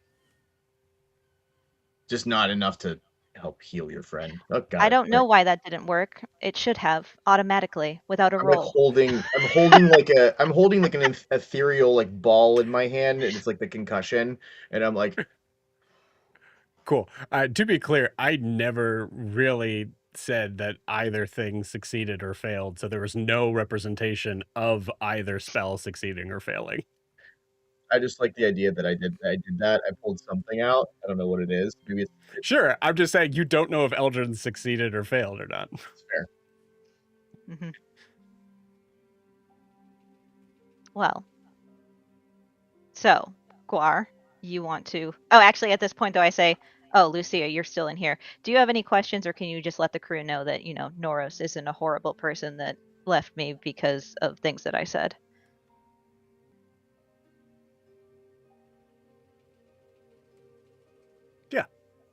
I can do that. Thank you. Was there anything else you wanted to talk to me about? Anybody? Well, we just need to figure out what we're doing next. If it's helping Griften with the werewolves or making our way to Maple East, although I know with the mast damage, what does that do? Do we need to repair it before we can continue on? No, we'll be fine. We'll be able to make it to open ocean, and any sort of extended repairs that we need to do, we can do during our voyage. Okay. Thank you.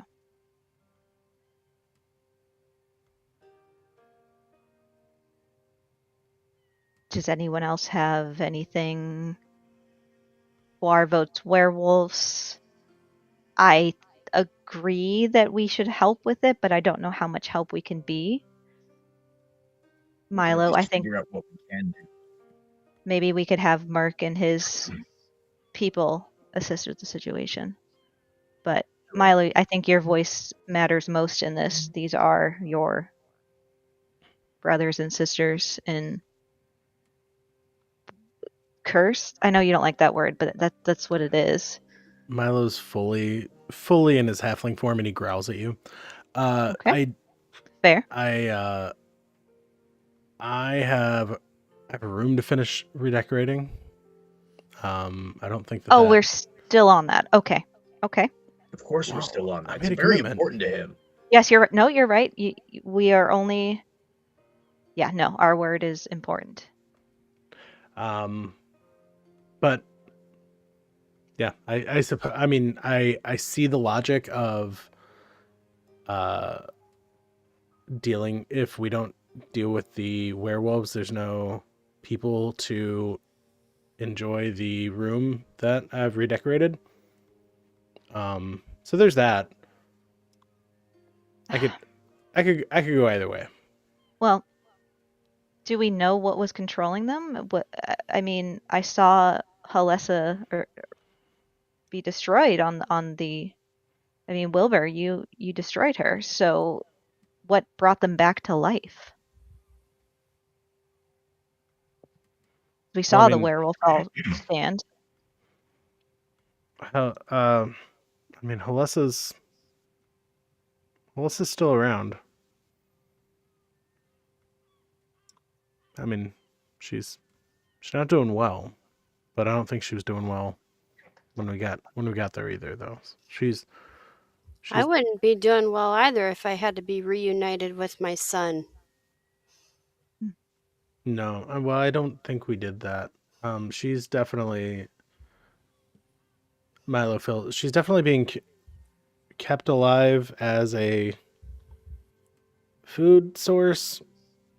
Although I think I might be the food source. I don't know. It's too much to think about. She's being kept alive by those vines still. Underneath the. What did Wilbur deal with? A homunculus? I don't know. That's a big word I think I've heard once. Some sort of construct of Halessa that kicked our asses but wasn't actually Halessa. She's real emaciated and got vines and stuff coming out of her. Okay. Or going into her. I couldn't really tell.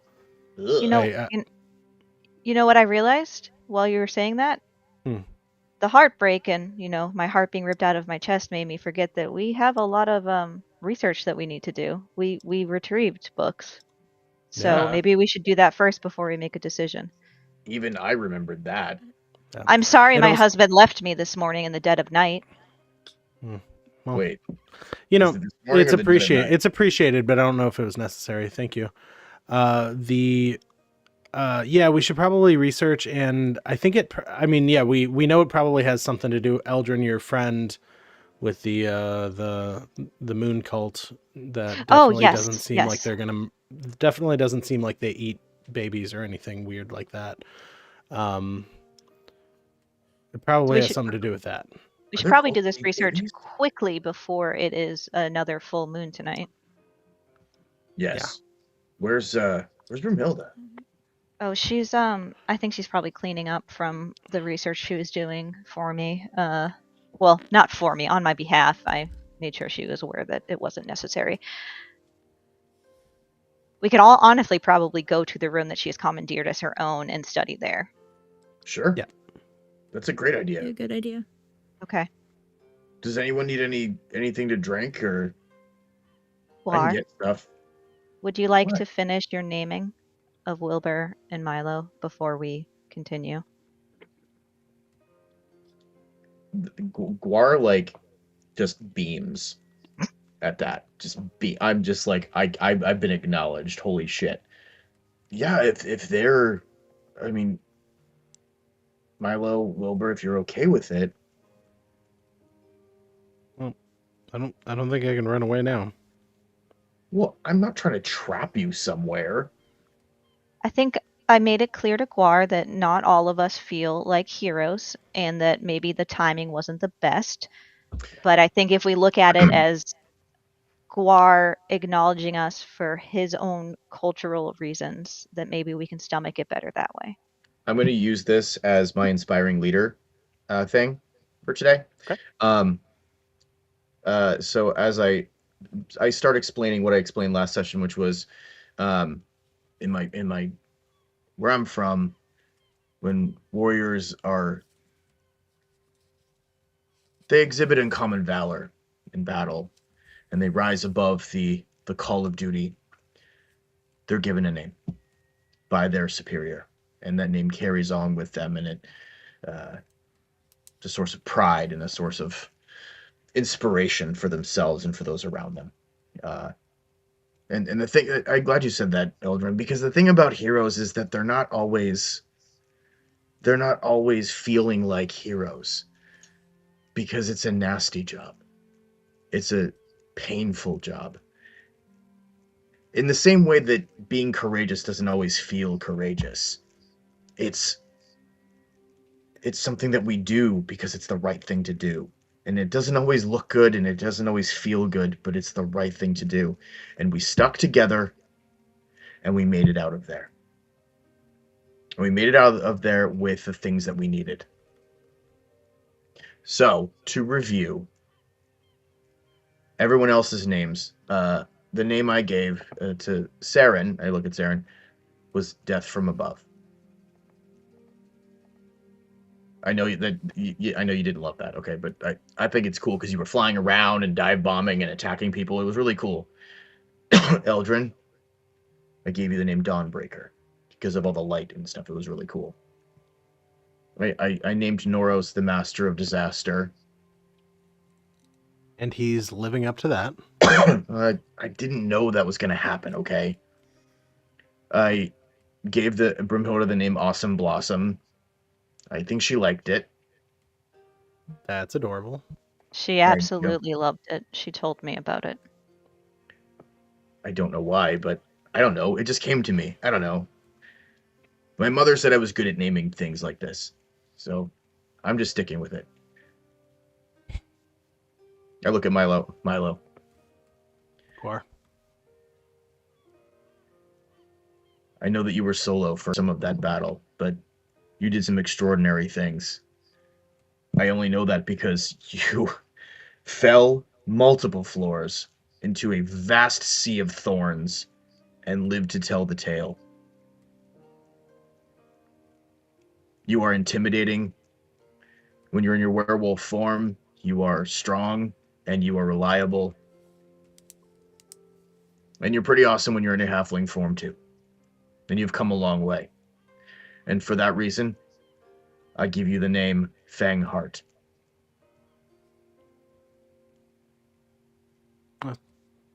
That's pretty cool.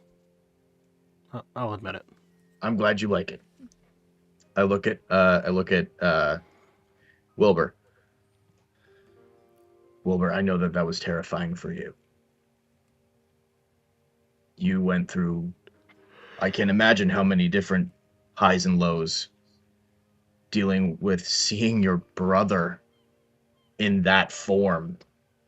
But you brought him back to our side.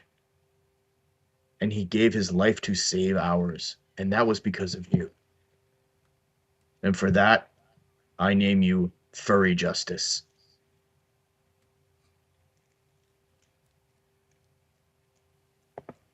Furry justice. I dig it. All right, thanks everybody for indulging me. I know it's dumb and corny or whatever. But, Not to make things awkward, and I wouldn't say anything because he didn't join in on. We had him stay behind, but we also had Brimhilda stay behind, and you gave her a name. So that's because we're a thing. I like motion to Raylor as like I just feel it's fair that you.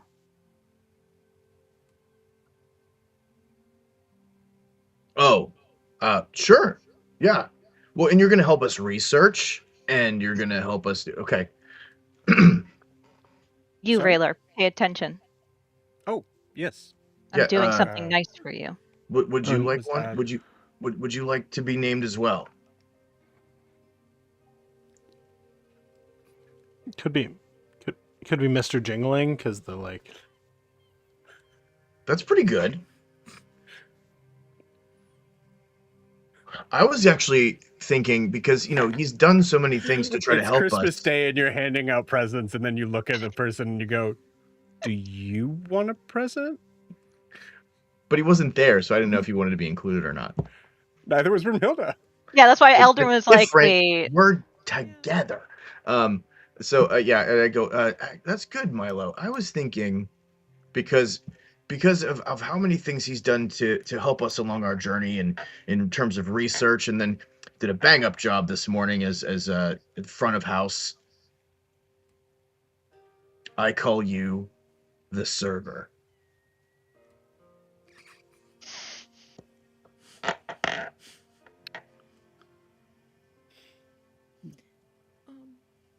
Serving others is very noble. I noticed Saren's reaction out of the corner of my eye, and I smile a little more.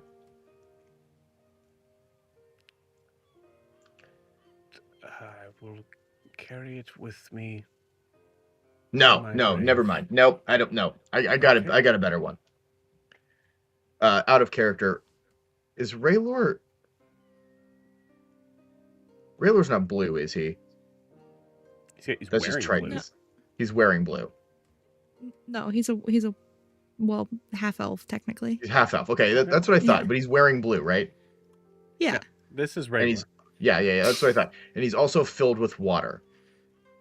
Yes. Oh, Yes. no. I call you the Blue Lagoon. Oh, I like the server better. Okay, that's fine. I don't care. Nope. Okay. You- Well, Oh. I will. Okay, you know what? Why don't we just call him the scholar or something like that? Hang on. I'm going to defer this to the person that knows him the most. Saren, this is this is unorthodox, but it's really unnecessary. I'm really striking out here, and It's not I acknowledge that. So, Saren, what would you? This what is name your would you- custom, Guar. I know, and I am abdicating my duty to let Saren, who knows him best, to give him a name that is befitting him. Lucia just kind of just gets up and goes, "This is way too awkward for me. Sorry." It just walks off. Bye, Maverick. Look, while Saren's like, How do you come, go on. What? How do you know that? What do you think we talked about? We got to know each other. Knowing Lucia, probably sex. What? No? No, we just had a nice chat. Why does everybody think I did that? Well, I know you didn't do that because she said you didn't do that. Right. But like, Well, Okay. I'm glad we all got together for this. I apologize, Raylor. That was selfish of me. I was trying to make up for when we were fetching the sea elf, and I introduced everyone but you. And I shouldn't have put that on Guar in the moment. Yes, that had slipped my mind. Okay. I'll come up with a better one for you, Raylor. I promise. I'll do better. I'll do better. What's wrong with the scholar? I feel like he is a scholar. The collar. No, Oh my the God, collar No. shouldn't Gwar, be. no. Oh. Even All I right, Saren, know. what do you think? Could be red, blue, but Mm-mm. it's READ. What about something Uh, to do with the little instruments he plays, as well as his books? Oh. We're back to Everyone. jingling. No, because Hmm. that could be too Sarah's close to the just collar. patting his shoulder like, oh my God. That shouldn't be what defines him. He was very I- brave to ask for the collar, though. I'm What gonna about go to the subservient? restroom. What about to the head? To the John? You don't. I'll be okay. back. Yeah, that's. Maybe. John could be good. Yeah. I think. Help me out here, Saren. Okay. No, Gwar. We need to Nope, brainstorm this. I'm not. I'm actually not getting involved in this at all. How about And- Guar? Let's No. No, while we can't be he's called Guar. That's me. no, while he's in the bathroom.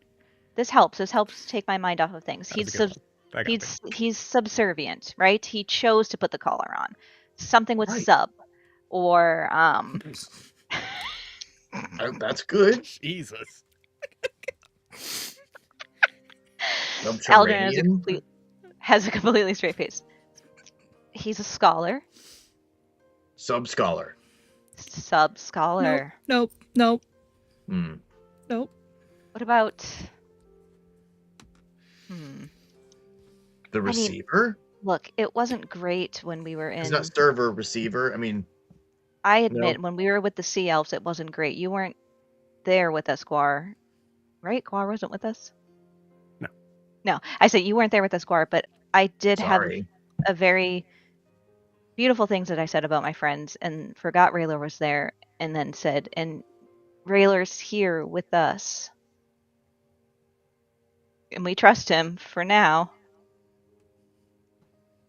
So he needs this. What Yeah, so help me okay, come what up if with a we- better name. What if we? Okay, the collar was a move on his part to lock down his, quite literally lock down his loyalty to us. You could call him Yes, Lockdown. you know what? if we- He's possessed. You're right. Can we call him like the fortress? The Shadow. Because we trust him with secrets. We do now. The secret he- key. We do now. You're correct.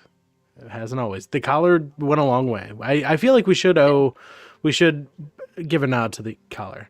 I like the fortress.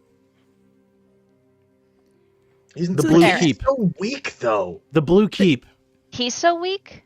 He's all flimsy. Yes, but his mind's not. Yes, obviously, Guar, we all know the elephant in the room, or actually, she would say the walrus in the room is that you poke him once and he'll burst Sea into elephant water. was right there.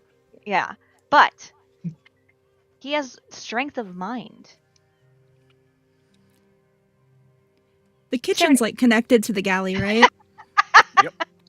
How Yeah, about mind? How Saren- about mind muscles? Saren has got up at this point. She went into the kitchen, picked up whatever Milo dropped onto the floor earlier, and as Eldrin looks over to where Saren was, you just hear a giant just smash on the ground from the kitchen. And then she I just think peeks there her was head a out. frying pan that had a Yeah. small dent in it, and now it's Mhm. way worse. You know, Yeah, it's That just was- crushed in half. that was warranted. Oh, I that think. looks like Wilbur's head. I think we went a little too far into this. Yeah, maybe a little bit. Saren, is the real He's- Raylor stronger? Physically, not so much, but he's Oh. an incredibly skilled warlock. Skilled and what? Yes. What about just No. warlock? He's a scholar. He's a bard. He can play several instruments. Usually the banjo is the one he goes for the most. I guess we could put a pin in this for now. We have a lot to read, and Oz gags. do you think we hurt his feelings, What? Saren? It just sounds like someone think a did- banjo player would be named. He did Yeah. shuffle on the Lido deck upstairs. He did do that one time.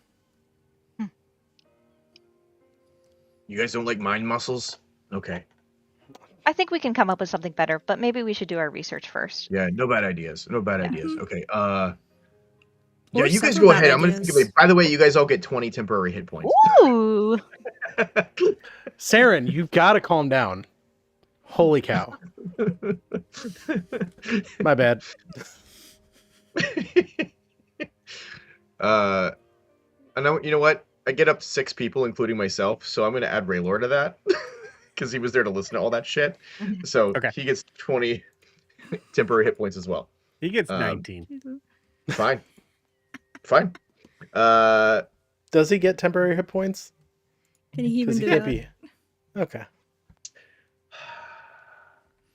20 temporary hit points for his current 23 out of 51.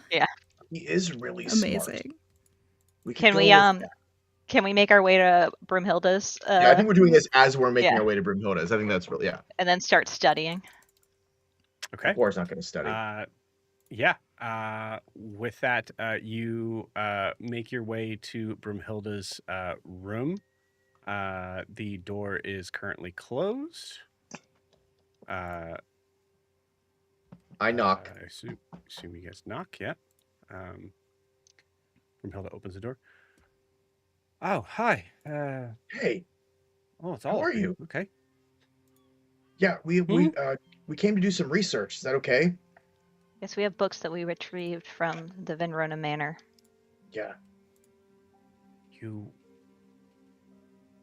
want to do research with me? Is that that? is that okay? Could be fun, right? Why does her You face look see- like that? You see her face just start to kind of shine brightly as the just from Quar's perspective. There's some Quar you just have to kind of I- Calm it down, Broomhilda. and with that, we'll take our 10-minute break. We'll see you guys in 10.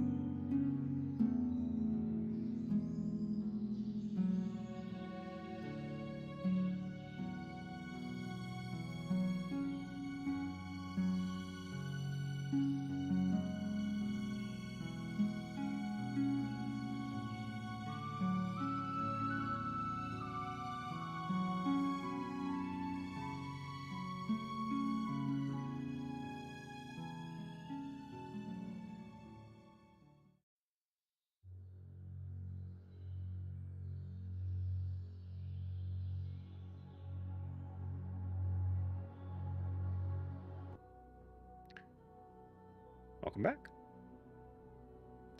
So, we cut to a scene of a crowded, larger sort of bedroom. Not the first time on the ship. Heyo.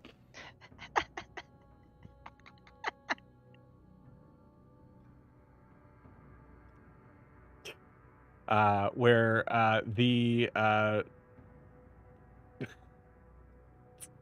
God, guys, you are all in a sort of scattered sort of portion of the room. Who is reading what? Eldrin's reading the primordial book that is called The Chronicles of the Night Veiled Tales Before the Naming of Imea. Cool. She picks up where she left off the night before when she fell asleep.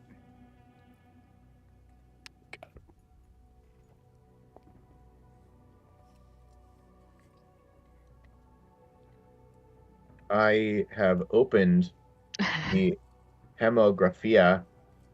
How are we pronouncing that? I think we said Hemographia. Hemographia, a compendium. He wasn't of here in sanguine, his defense. That's true. a compendium of sanguine aberrations, inheritable night blood conditions. This is actually Guar reading the title out loud. Yeah, but Guar's not even reading it. He just has the book open. He's just like staring at the pages, comprehending nothing, just trying to look busy. Okay. And meanwhile, he's thinking, Ray lore. Okay, Ray. No. Ray of light. No, that's too close to Dawnbreaker. I can't do that. Rainbow. No. He'll think that's lame. That's what he's thinking in his head. He's just like trying to figure out the name for Raylor, but he's staring at a book. Hey, Guar, you mind if I borrow that?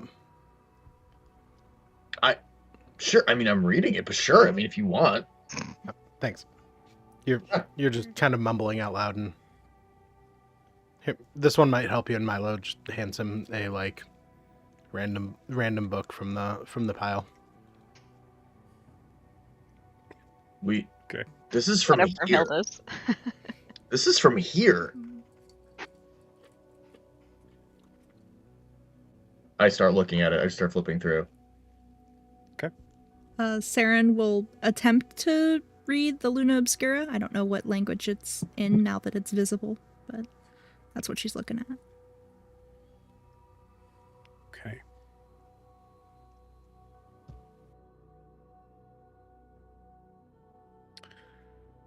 For the Luna Obscura, it was whatever language it was in would have been translated to probably common for you.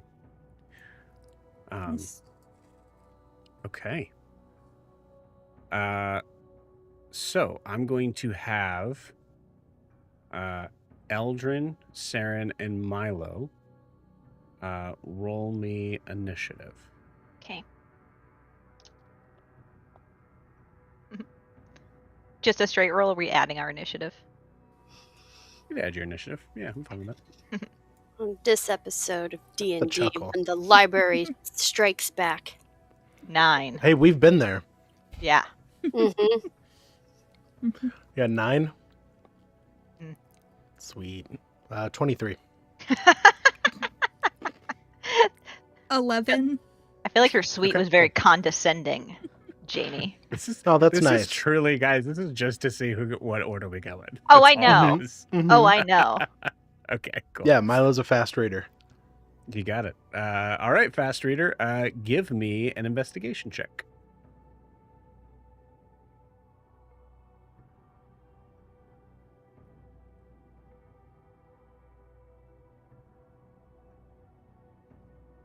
$12. 12.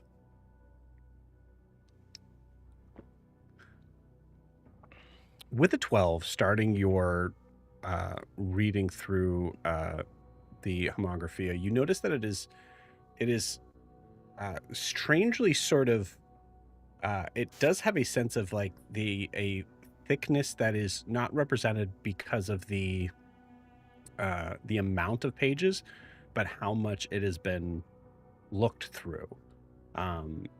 It gives the sense of something that feels more like research material than anything else. One of the things that makes it a little bit difficult for you is that it does not really become defined on what it is. It's not like it says like, this is what this book is about at the beginning. There's no book jacket for this. What you do see is a entry of what looks to be like some sort of medical report. The first one you read does have a phrase that looks interesting, but I don't think anyone here can read it. Actually, just tell me real quick what languages you guys know. Primordial and Elvish. Written, halfling, and common. Elvish, There you go. Elvish and Celestial, which I think Same. is the same as Gar. Twins. And Wilbur.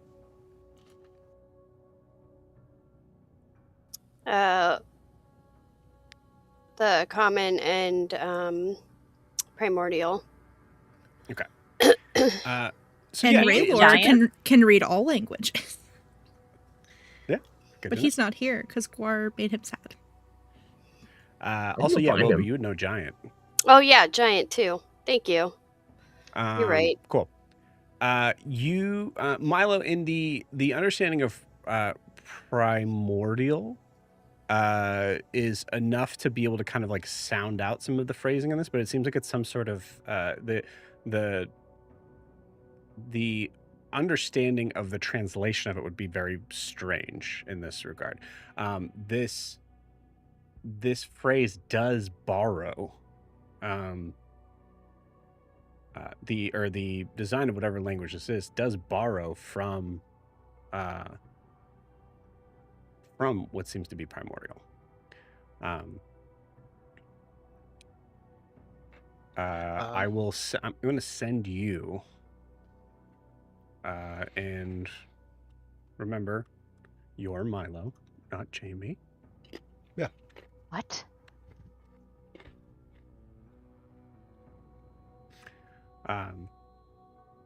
That's the phrase that you read. In the reports, there's one after another, and they all seem to kind of trace back to some sort of earlier sort of time, some of which all seem to be kind of like reprints of other sort of medical reports that were brought down. But the first one that you read, I'll say the first one you flip to, it's not exactly like necessarily the first one in the book, but the one that kind of catches your eyes. The reason why it catches your eyes is because you read source, Provisional Civic Infirmary, Eisenheim. The patient's name is Alandor Hemlock. Species elf. Estimated age indeterminate. Sex not declared. Residence Eisenheim, Lower Stone Quarter. Date of examination, third night of high fog. Presenting complaint, persistent fatigue, disproportionate to exertion, visual discomfort during extended daylight exposure, disturbed sleep marked by vivid dreams. Observed findings, complexion pale relative to expected elven baseline, peripheral temperature consistently cool, extremities notably colder than the core. Pulse measured slow but regular at rest, unchanging following mild exertion. Respiration unlabored, no tremor, no muscular atrophy, no visible lesions. I'm going to pause you there.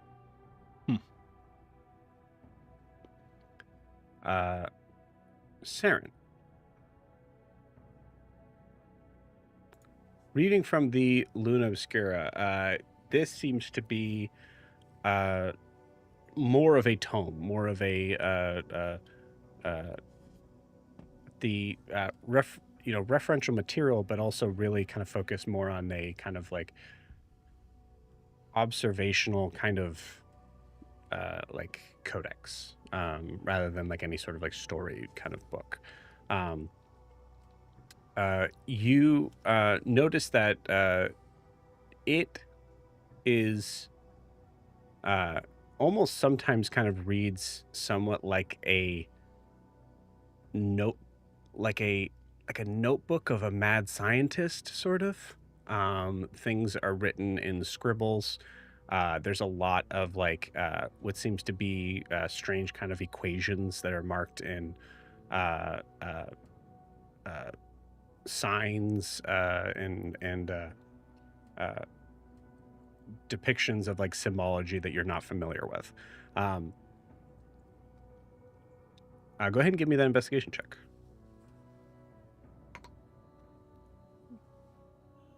28. Awesome.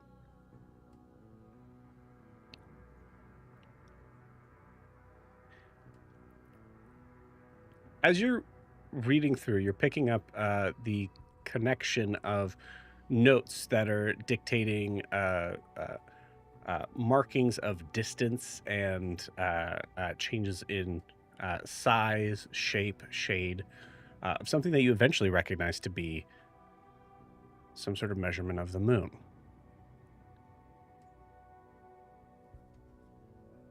It seems that before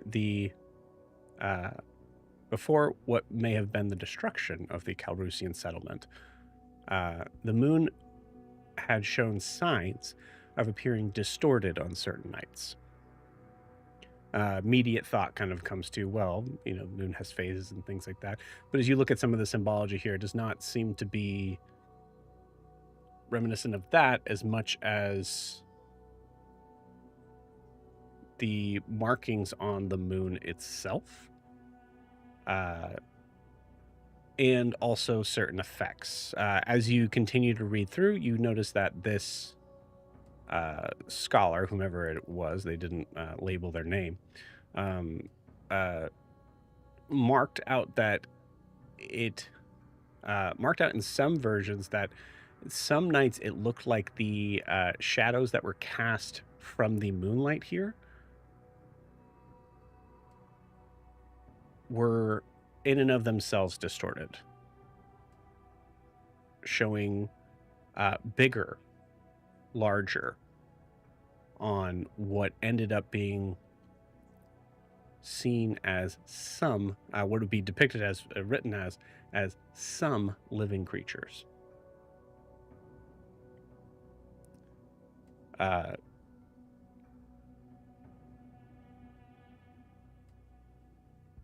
Continuing to sort of read through, there is a moment where you notice with your investigation check that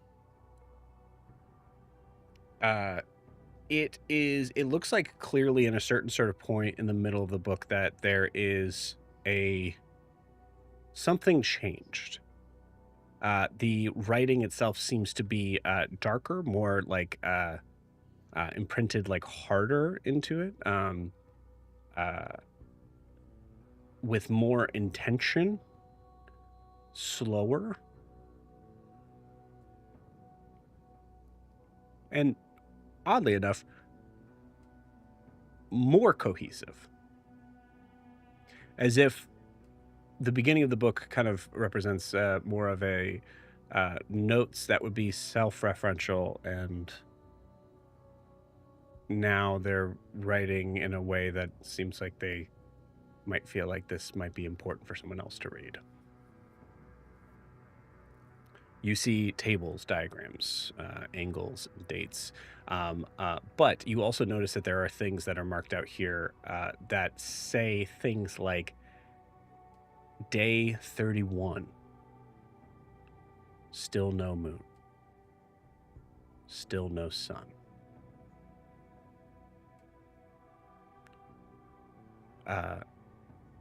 These are continued to sort of marked down, and you'll notice sort of phrasings of notes that mark the idea of some sort of that continue to sort of reference something that is that is most often called the procession, giving some small sort of notations of figures that are in this procession, showing various signs of decay and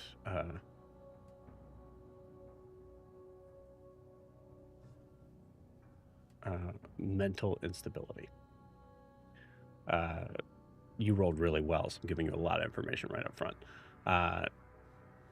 The last thing that you were starting to read on is that also it became very apparent for most that were in this procession that the longer they stayed there, the longer they did, the more likely they did not know why they were there.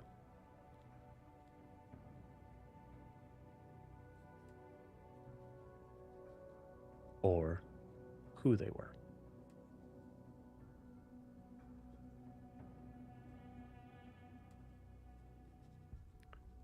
The last thing that you read before we move on from you is a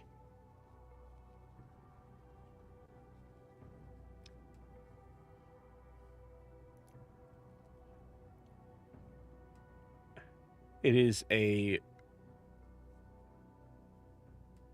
has now gone back to this strange sort of scribble, but way more erratic, as if the notations of this thing was because it was happening right then and there and needed to be notated. You see the phrases black, measurements on diameter based on where they are, giving off no noticeable light, but definitely affecting majorly the figures in the procession.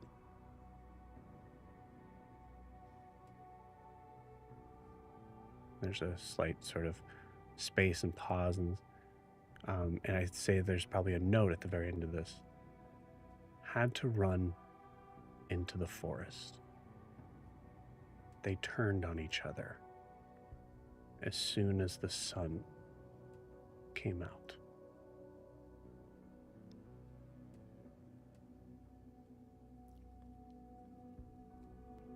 We'll pause you there.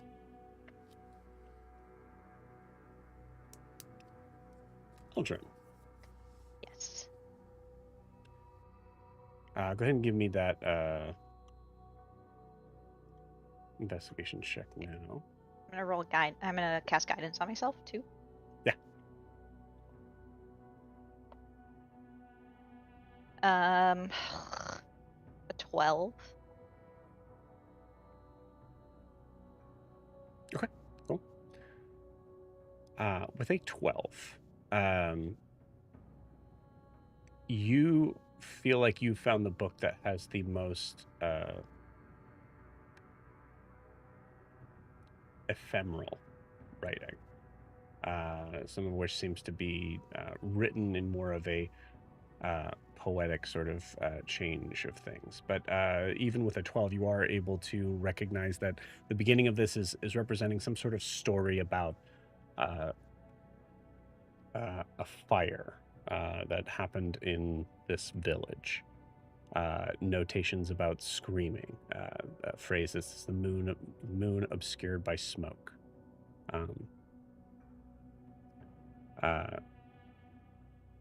a recurring line that you see written is the moon did not follow us. I'm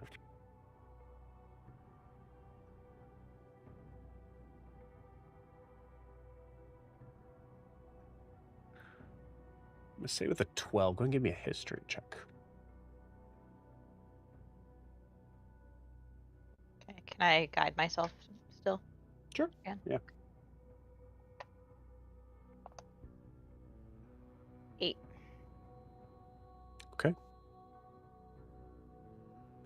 I'll say with an 8. The last thing that you read that does kind of like stir something in your brain of like, what is this?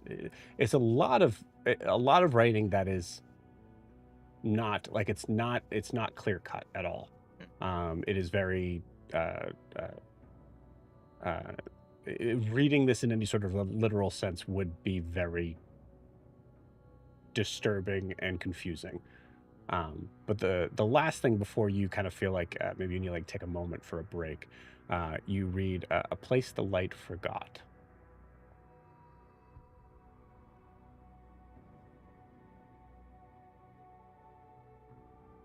And I'll say with those roles for this, it could be, it's your call, but I'd say Eldrin might feel like this is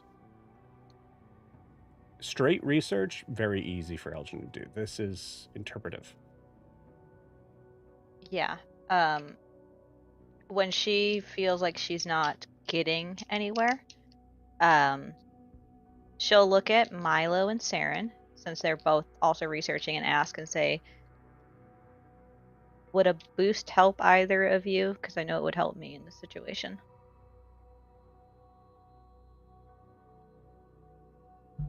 I mean, I'd take it, yeah. Okay. She'll cast Enhance Ability at 4th level, so that all of us have advantage on intelligence checks. Okay. Just means I can't guide myself too, because they're both concentration. Wilbur, you've been sitting patiently for a minute here. You feel like it's been enough time that someone must have gotten something, and no one's saying anything. Just Eldrin being like, you guys need a bump? Does anyone care to share? I can jot some notes down. I think I have it narrowed down to a couple names. No. There's a lot of obscure things written. The way they write. Just give me another hour. If you guys don't mind, I think I'm gonna go find Raylor. He's here. Oh, he's here? Yeah. Oh, I thought he wasn't here because we upset him. I mean, I upset him. That was hours ago at this point. Okay. He's clearly done well, pooping by now. Cool. Raylor, if it's all the same to you, I think I've landed on a name. If you'd like. For what? For you. Oh, sure. Yeah. Closes his book. These are hit me. I don't think that's a good idea. Tell me what is it? You have been a valuable source for us as far as intelligence, as far as research, as far as giving us some insight that, I didn't have. I can't speak for Eldrin or Brumhilda. I rolled an 8. Brumhilda just goes, sorry, what are we doing? Are you Oh, don't worry about it. Or No.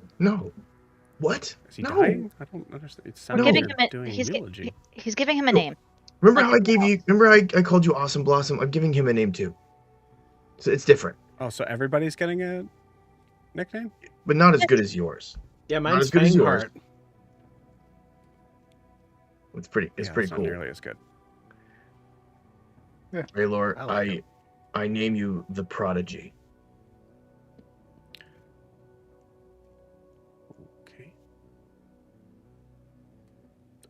Great. Yeah. Thank you. because you're really smart and it sounds cool. And you're I think in other circumstances when we weren't in the middle of trying to defeat a big scary fucking piece of shit and his armies and shit, I think it'd be really fun to hang out with you and, learn stuff from you. So maybe after this is all over, we could, get some ale and hang out. But I appreciate your intelligence. So you're the prodigy. The end. All right, back to work. Great. Leans over to Saren and just kind of whispers, I think Guar thinks I'm a child.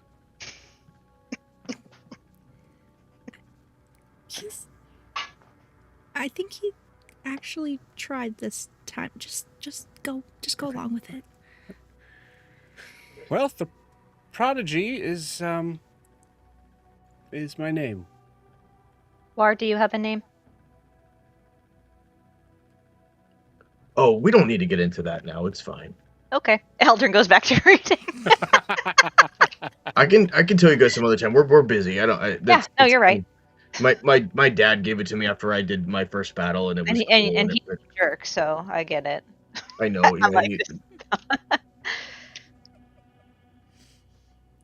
When Guar pauses, I look up. Did you actually want? You can tell us. Okay. It's the Song of Fury. Because you killed a lot of people? No, because I screamed a lot. Oh, you do? In battle. I scream a lot in battle, and it was the Song of... It was cool. And out of battle. That is cool. I liked it. And never mind. Back to work. Was this before your dad was taken over by Talls? A tear wells up in his eye. Yeah. Yep. It was before that, and yep. Eldrin nods. It's fine. You see Brimhilda is just fully engrossed in her book. Doesn't see it at all. I rolled a 4. It's very beautiful. Right. I'm distracting everyone. I'm sorry. I'm hurting everyone. It's fine. Yep. I'm glad that you have some good memories with your father. I don't expect all of you to understand. Although it will make killing him harder. But we'll cross that bridge when we get there. I'm gonna. I put a hand on Guar, like very heartfelt when I say that. Clank, clank, clank. Yeah. I'm gonna take a minute. And I just kind of walk out for a minute. Why don't you go take a lap? Are you sure? Because I was hoping that you guys would talk a little bit about what you've read so far as a group. You can. Okay, no, I won't yet. As he's trying to walk away, Saren's like, I was going to tell you about the moon, but I guess you can just... No, I want to know about the moon. That's important. I'm sorry. I'll take my break later. Saren always going on about the moon. Okay. And then she'll just tell everything that she read. Okay. That was very informative. Thank you. They were. So they lost their mind. They got confused. Lost their minds as they were staying there. Yeah, and turned on each other. Is that what we think will end up happening in Griften? At least that's what I got from it. I don't know. Well, mine, I don't know. Mine doesn't, I don't know. I thought this was going to help me with the moon, I don't know, with moon stuff and the all of that. I don't know why I assumed that, but the mine doesn't seem very much linked to, doesn't sound like werewolves at all. I don't know why the Venronas were so insistent on it. Doesn't really talk about or things here. And Milo gives a pretty a decent rundown and then shows off the Milo's a good student and had his highlighter with him, and highlighted the Highlighted in this yeah, ancient book. That's the an stuff. ancient Cool. book, Milo. Hmm. Well, it's too late now. Yeah, can anybody know what this says? It's I look. um Can I read it? No. Because you said it was You primordial look at it. adjacent. Oh, I thought you said it was primordial adjacent. It was. You don't. Milo also understands primordial, so you're seeing something He that can't read does it. have but I a- can't read it. Yeah, he can't read primordial. Right. Okay. It's not in primordial. I know. I'm just It's saying that. something So that he, is. Can Okay. Raylo read it? No, you can't read it. Can Okay. Raylo read it? He can't read it. Yeah, Milo. I think Milo. Like as Eldrin is like squinting at it, and he's like, "It looks like something you would." He sounds it out as best he can. The magia in sanguini nascitur. I mean, sanguine is blood. Saren, roll me again. This is Mhm. why I said to Jamie. Remember, Milo's reading this, not Yeah. Jamie. Right. So Eldrin's hearing this, not Lord Yan. Yeah, I feel like one of the books even talked about the sanguine. It's a Okay. All right. blood. That's a very normal thing for blood. Like connected. In this world, yeah. Okay. But the okay. Saren, roll a.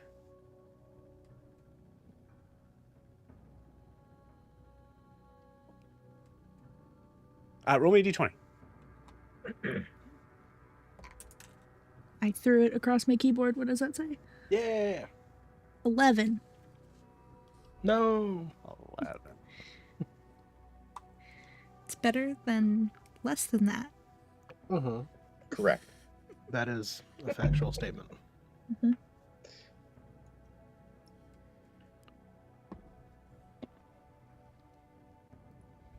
Where'd she go? Go.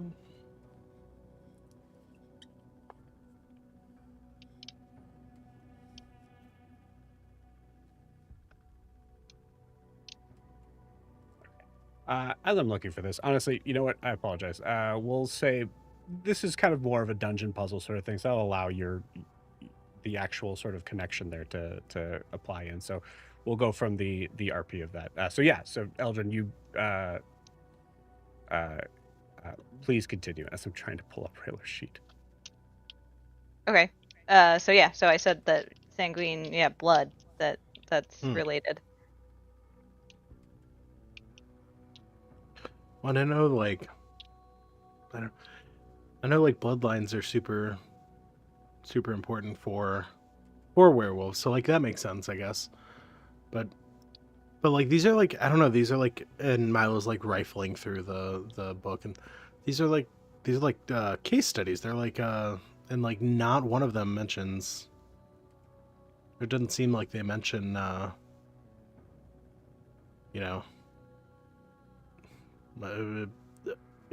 insatiable bloodlust or Does it? aggression or claws or What are some of the transforming names into a are any of them dog. familiar? Milo mentions the Elander Hemlock. yeah, Lander Hemlock. Can I roll a history check on that name? Yeah, go for it. With advantage. Feeling it. Ooh, a 19. 19. No, doesn't ring any bell. Okay. Anyone Eldrin else thinks- here actually could as well, I believe. Yeah. Eldrin thinks for a moment. No, I've never heard that name in my life. I am 100% positive. Helpful. So it's somebody who's usually dry. Okay, thank you, Kayla, to the rescue. Do you mean Raylor and not It's a history Noros? check. What did I say? Oh, yeah. You said you still Noros. you still said the right thing. Yeah. You know what I meant. It's just. Well, you rolled an 11.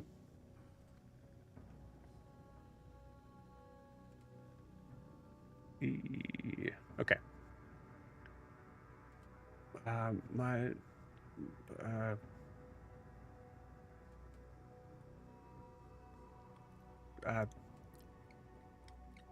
It's.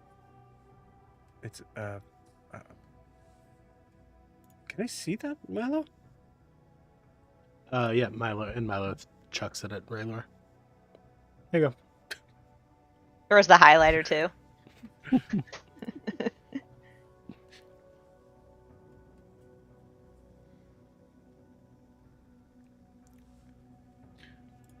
It's abyssal. It's a what? That's one of the fiend languages, right? Technically, it's somewhat of a crossover language from several. There's infernal, and then there's abyssal. Okay. Some the devil language. What does it say?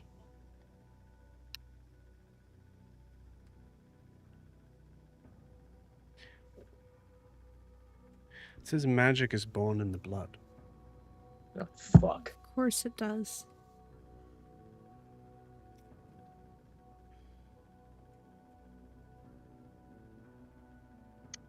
You see, I think you see, like, at that Brimhilda kind of, like, also kind of leans over, kind of grabs the book, reads it. Landor Hemlock. Landor Hemlock. Yep. Anybody wants to roll? I got it. What are we rolling? History check? History check, yeah. Saren, you've got advantage if you want to try. I don't know why I rolled again, but I got a nat 20, so can I rack my brain now without the weight of the book in my hands? Did you roll already for the name Landor Hemlock? No, but No, it was the book I was reading. Oh, yeah. No, I think the investigation check was on the book, like understanding Okay. what it means, like that stuff. This is on the. I got it. Yeah, Milo, that weirdly sounds familiar to you. 20, nat 20 for what? How much? For This is one of those rare instances that for history. nat it was 20 will not mean 25. absolutely full success. 25. Okay, cool. There's something about that name that it seems like something that is going into the recesses of your mind and trying to kind of like connect to it. It seems like a Landor means nothing to you. Mm-hmm.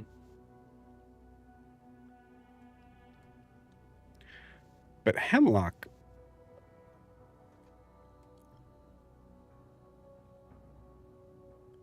you remember reading that name before.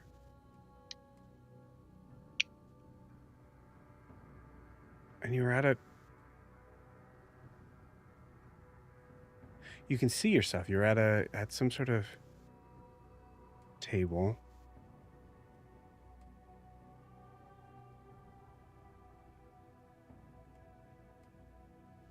For some reason, you feel like that memory.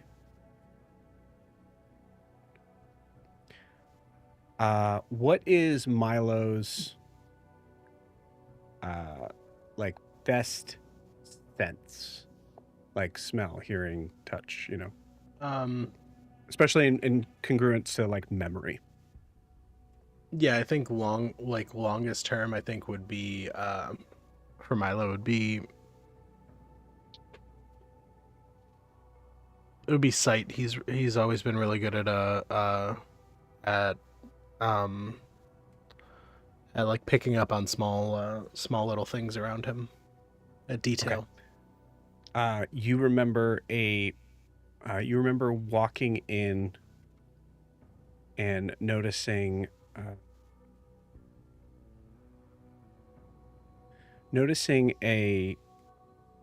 the slightest sort of nail that had come up from the porch deck of whatever the threshold was that you were crossing over, but you were a little too scared to even necessarily mention it, given the clear sort of tension in the room as you sat down at the table. And as you sat down at it, you remember reading that name on something along a wall.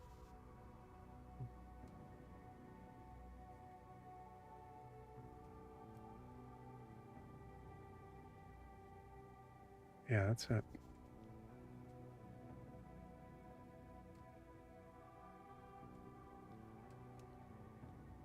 Wait, everybody shut up. I know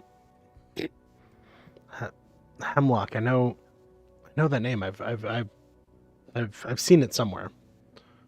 Was it in the book?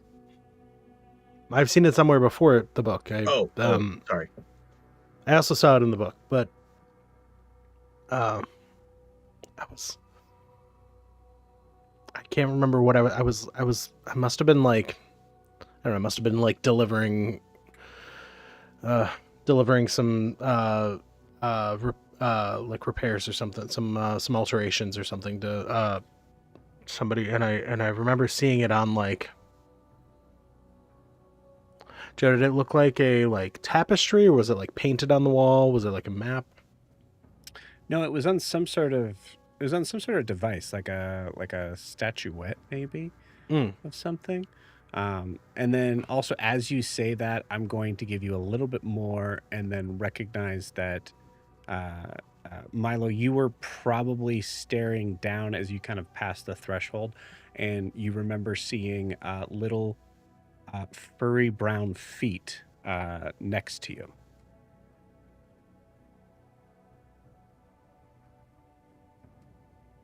And Wilbur, you were there.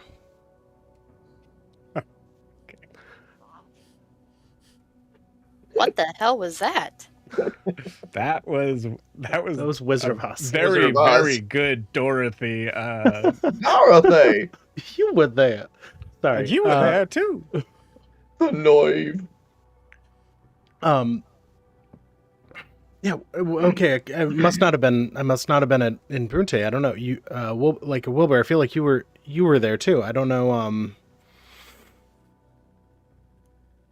I can't remember roll a 20 or higher.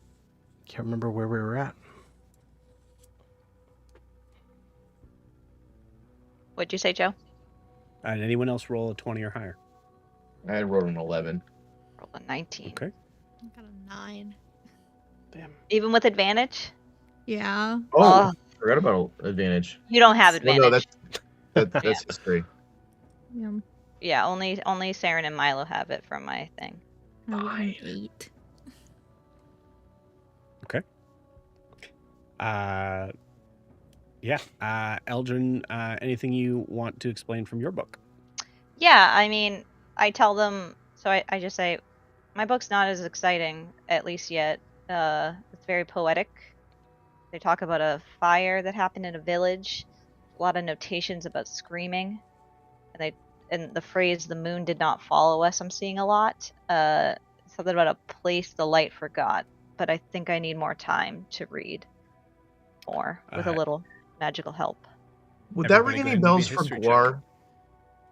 Possibly. Yeah, everybody give me a history check. Yeah. Not me, right? Correct. Yeah.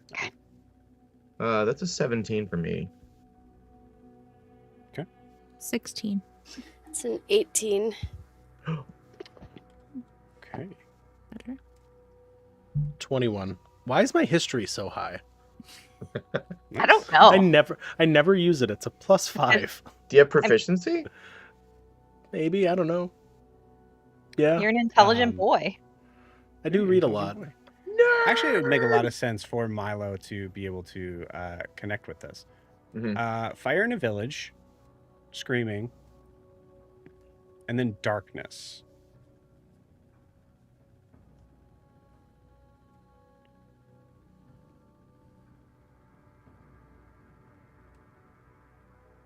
The blunted axe. the story about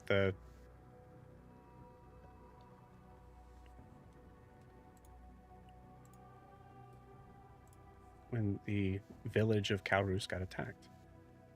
They hid underground.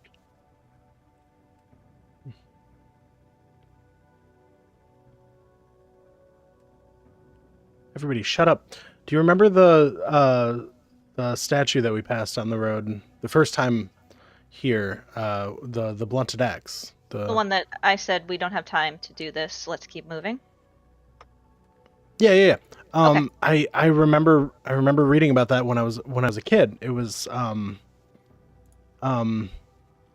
they hid underground. They were of course the moon and the sun wouldn't have followed them because they were in the mountains. They were in caves. Where the moon couldn't find them. Why couldn't they have just written that? I'm gonna give a moment for that beautiful line. Because it's lovely. They hid underground before they went up to the mountains. Oh. They were found underground. Everybody shut up. They were found underground. It was before they went to the mountains. Why were they so scared of the sun and the moon? I mean, we've seen what the moon has done here. Giant balls can be quite intimidating for people. Also, whatever he said. That the moon can impact werewolves. Do we know anything about vampires, Joe? I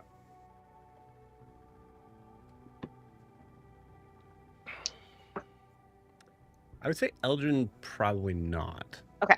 So Guar, yeah, that makes sense. Probably. Like, So Eldrin, that's a pretty Eldrin will fun little children's story. phrase her question and say, okay, so we know that the moon impacts werewolves. I mean, but it gives them strength. What is it? Who gets strength from the sun or gets hurt from the sun? I don't know.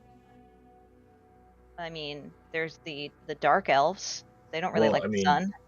Werewolves don't, or not werewolves. Vampires don't like the sun either. They burst what? into flame. The vampires.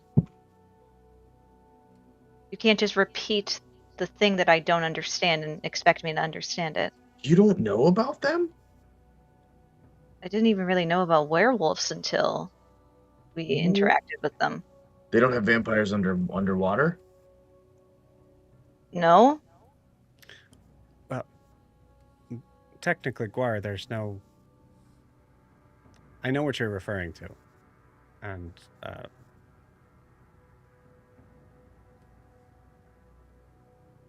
I don't want to say they're not real, but there's no proof of any sort of...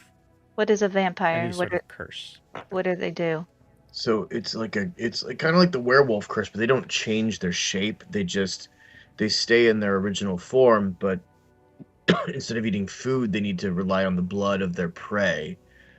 So they only consume blood, and they're immortal unless you're exposed to sunlight, some sort of holy symbol, or there's a wooden stake driven through their heart. So this Alandar Hemlock, the way he was described, could that have been a vampire? That is... I just want to be clear on what is, that is a story. That actually makes a lot of sense, though. Like, why can werewolves be real, but vampires can't be? Yeah, Go on, I'm Milo. not saying they're not. I'm just saying, Guar, have you met a vampire? Well, not that I know of, but I've met many people at night, and they pass for regular folk.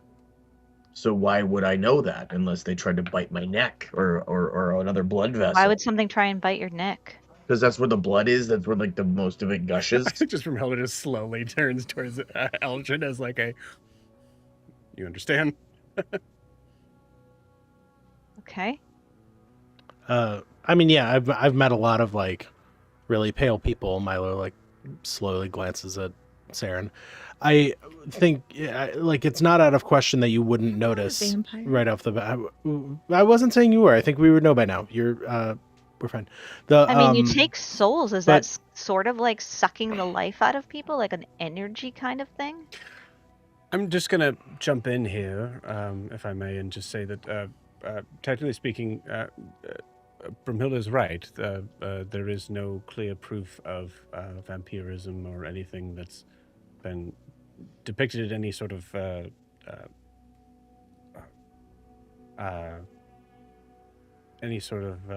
reputable source that I know of. However, it is something that has been noted that several cultures have stories of similar depictions. Who is cited as like writing Haemographia? Who is writing the like case studies in there? It is a collection of what looks to be just like different sort of medical professionals. There's a lot of et al. In there. The Alandor Hemlock, the recorder for that was Albrecht Voss. I can't verify any. I mean, read these case studies and have the word vampire in your brain. Like I was pulling. Oh, I don't have much hair. I was pulling my hair out because I couldn't figure out what any of this meant. I was thinking vampire. I was thinking werewolf. But thinking vampire, it makes a lot more sense. I mean, there are plenty of monsters in this world that wouldn't be out of the realm of possibility that there was another monster that we're unaware of. No offense, Milo. I mean, but that kind of is what. Oh, I didn't think you were talking about me because you said monster, but thanks. Well, I mean, okay. Also, they may be able to change shape. Sometimes in some stories I've read about vampires, they can turn into bats. Well, that's just ridiculous. So they're like druids. Okay, yeah, you're right. I guess. And sometimes they can read minds too. So are all vampires druids, but not all druids are vampires? Yeah. Like a blood druid? I remember reading a poem once. It was about vampires. Are you going to read the one about the guy from Nantucket? No. That's the one about the dick so long you can suck it. No, that's not that one. Okay. No. Thank you. It was, how did it go? How can I decide what's right when you're clouding up my mind? I can't win your losing fight all the time. I can never own what's mine when you're always taking sides, but you won't take away my pride, not this time. So I think it was about like someone having a spell over them, like a they were trying to avoid being manipulated by the vampire. So I think Hilda looks down from her book. Guar. Yeah. That is beautiful. Thank you. I think the last part is how did we get here when I used to know you so well? The first part was better. I agree, but that's like I think that was like the refrain, because it really hooks you in. What am I missing? How does that have to do with vampires? Milo This is about the mind control part. Yeah, I think we really lost the. It's about mind control.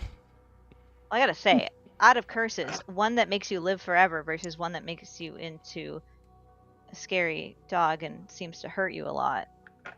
I might be picking the one where you live forever. Why? You don't live forever. You can definitely die. You just don't die of old age. Yeah. Why would there be? I guess yeah. Not that we're picking curses. I'm sorry, that was insensitive to you, Milo. Why would there be a? I guess they're seemingly creatures of the night, both of them. But why would there be any sort of correlation? Creatures of the night. I'm trying desperately to pull us back to the story, no, guys. I know. Yeah. Well, that's why I was hell bent on it being werewolves, because why would they care about anything but werewolves? They were very clearly very concerned about the Venronas and anything to do with Venronas. Yes. Look, I don't think we can handle one more supernatural being. So, I don't know. Can we Milo just glances continue? at Wilbur. I will say one more thing. The lore that my mother taught me about werewolves and vampires is that they're mortal enemies. Maybe know your enemy situation. Maybe that's why I was there. Or maybe they were like, I mean, we had a bloodstone. There's definitely that was a thing. So like maybe it was.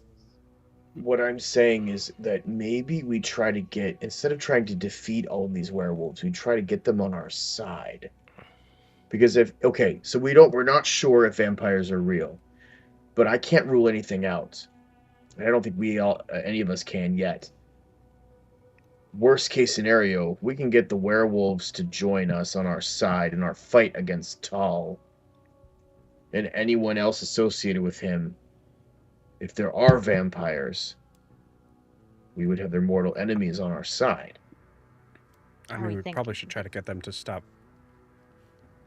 infiltrating Griften first, right? Are we thinking that Tal is a vampire now? I don't want to rule anything out. I know he's pretty powerful. I know he's... I mean, most have you likely seen him out in daylight? Have I? Broomhilda just kind of like clears her throat a little bit and goes, I think whatever Tal is, he's powerful enough to probably not be connected in that way. He also fathered a child, so I don't know if he's some immortal being that stopped aging and growing. In the lore, in the stories I've read, that doesn't really preclude fatherhood. Milo. Yes. Something about fathering a child stirs something in your brain going back to Elandor. Everybody shut up. That's it. That's all I got for you. Yeah. There was some, I mean, we were... Nah, I lost it. I don't know. Okay, well, who else? Also has something to do with Elandor, but I can't find it anymore. Have you read anything else in this book? Have you found anything about any of the Venronas, any of their medical records, anything like that? Not that I've noticed. Unless there's Have you read every case study yet? Lady, it's been like an hour. I've got... Okay, this is dense. Then why are we still talking? My spell goes away soon.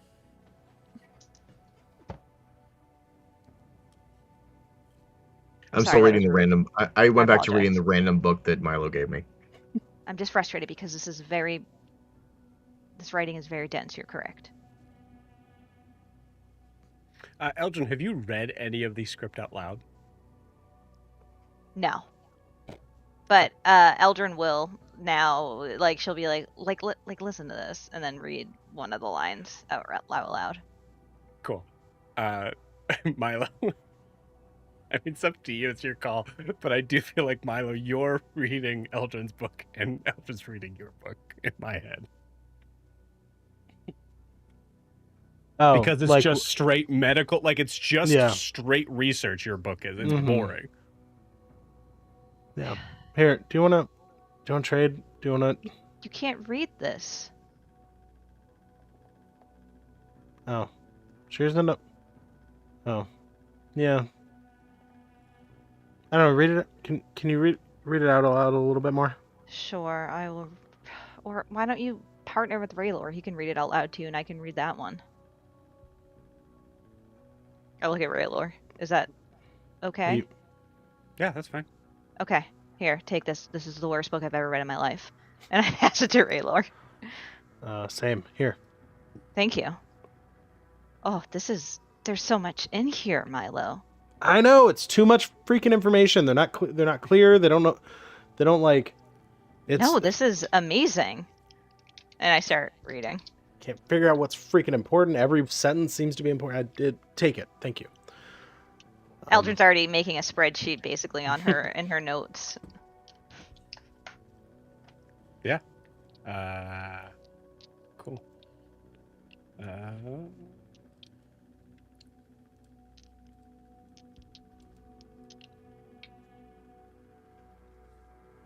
Sorry, I'm trying to think. Okay.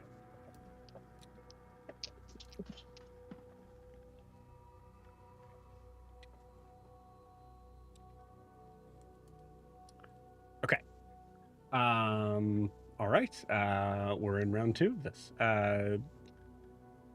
We'll just keep the same thing for that. So Milo, go ahead and roll me a give me another investigation check. With advantage.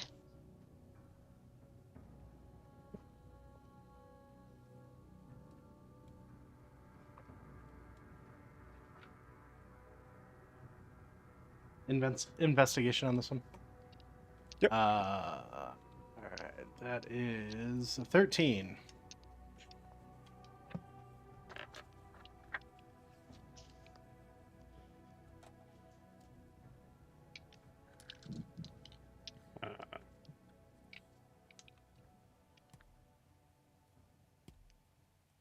I realized very quickly that the book that Milo gave me is a book of jokes. So periodically you just hear Guar just go. Pirate jokes. Hey, why do ducks have feathers? To cover their butt quacks. There's a scientific reason for the feathers. No, it's to cover their butt quacks. He's got you there. Okay, Milo, you have the Chronicles of the Knife. You rolled a 13 with advantage. Yeah. Okay, cool.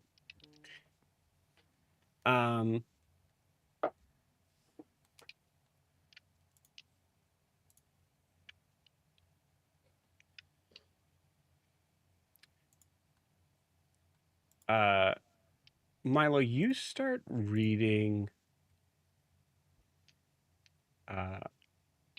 finding like where Eldrin sort of left off. You read more a continuing sort of what is now kind of becoming even more like a sort of like mythic sort of poem style. So it's like very like Beowulfish.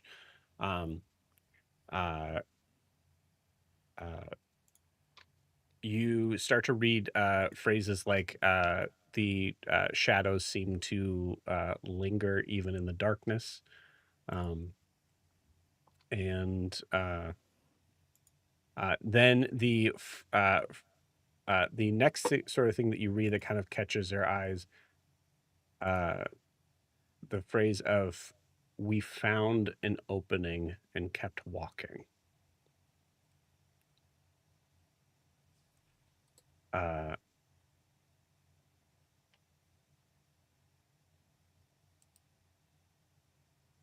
Then the next marking is the world we found was gray and beautiful.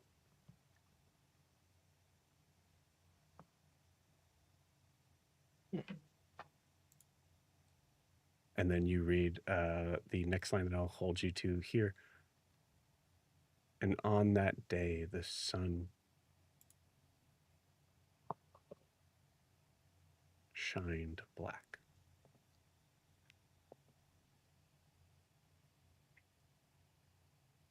We'll pause you there.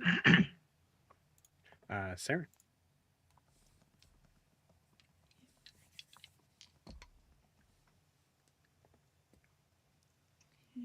That is a 27. 27.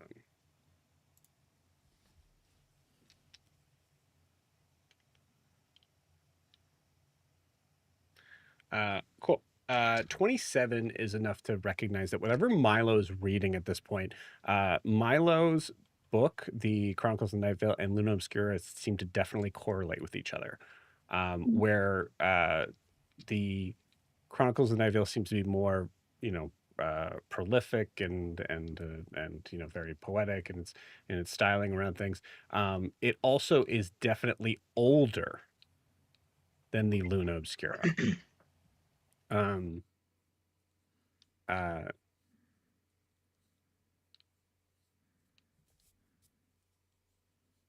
as you read with a 27, you recognize that this is absolutely a journal that is, or sorry, is a uh, uh, is written in different sort of instances, but from one author uh, who notates one of his entries, oddly enough, as the true Calrusian.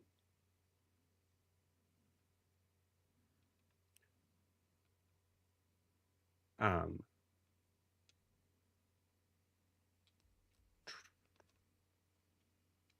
let's see.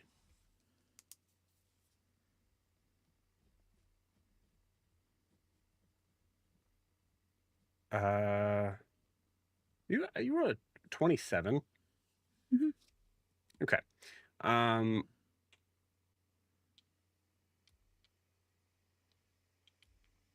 Wherever this is marked out, wherever this is this kind of notation is depicted on wherever this figure was, there's other sort of marks of them coming back. So there's things of them like and now that I am back, and a lot of it is a sense of like somberness, of missing wherever they were.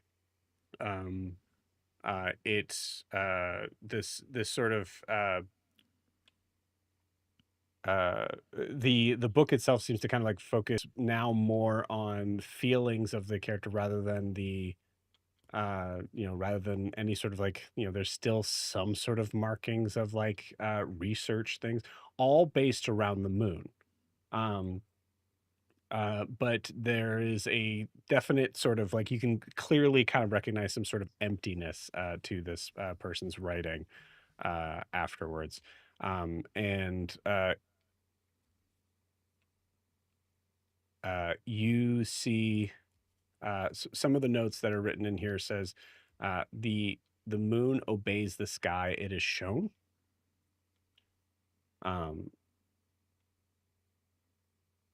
And reflects the sun in its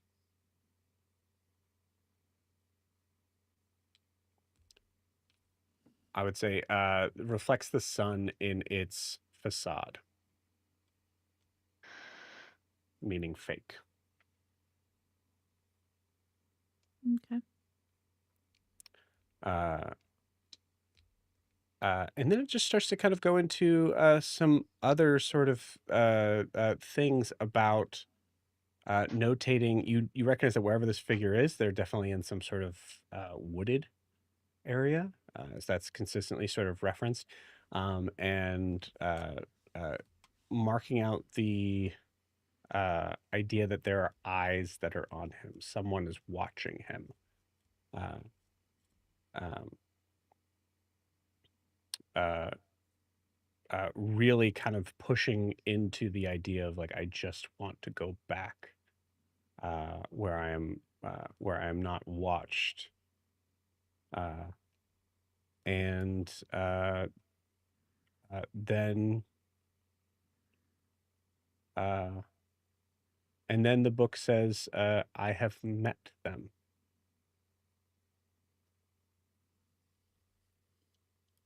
I have a choice.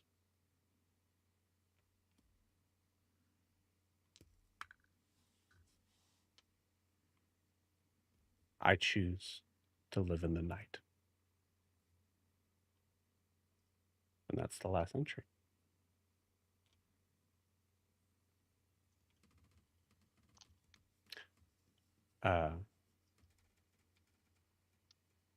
Cool.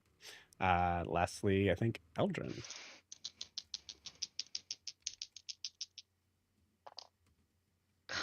damn it. I'm gonna use one of my inspirations, or not inspirations, one of my one of my heroic inspirations. Does that have me just re-roll one of the dice or both? It would be just one of them. Okay, I'll use it. I rolled 2 7s, which is great. Okay, let me pick a different dice. We'll go with this kitty one. Don't let me down, cat. Okay, a 14. 14. Okay, cool. As you open the book, the name that was mentioned specifically in, I think the response from Milo was, I don't know, I don't see it yet. I think you look specifically for a Venrona name, right? Mhm. Yep. Cool. It doesn't take very long to find an entry. It is closer towards the front of this the book of documents, and you read Valetian of Venrona. Okay. Source is a traveling medical survey. Recorder is someone named Marith Call. And then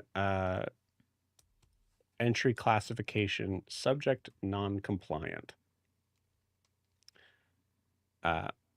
Patient name Valetian, surname withheld by subject.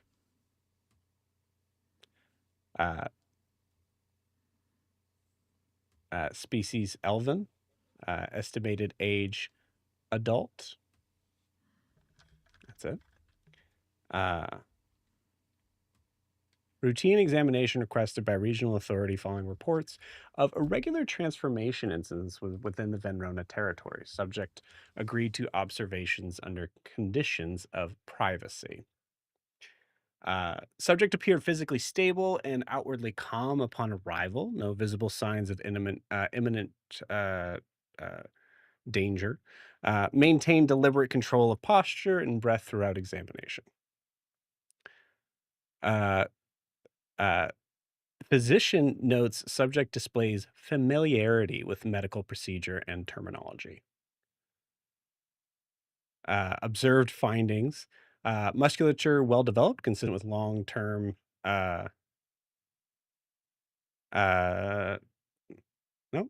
Musculature well developed. Resting pulse measured with acceptable range, though subject visibly regulated breathing prior to measurement. Skin temperature slightly elevated. Subject attributed warmth to hearth proximity. Pupillary response normal, though subject avoided sustained eye contact. Subject declined examination during evening hours, insisting on full daylight conditions. Behavioral observations. Subject answered questions precisely, often anticipating phrasing. Avoided discussion of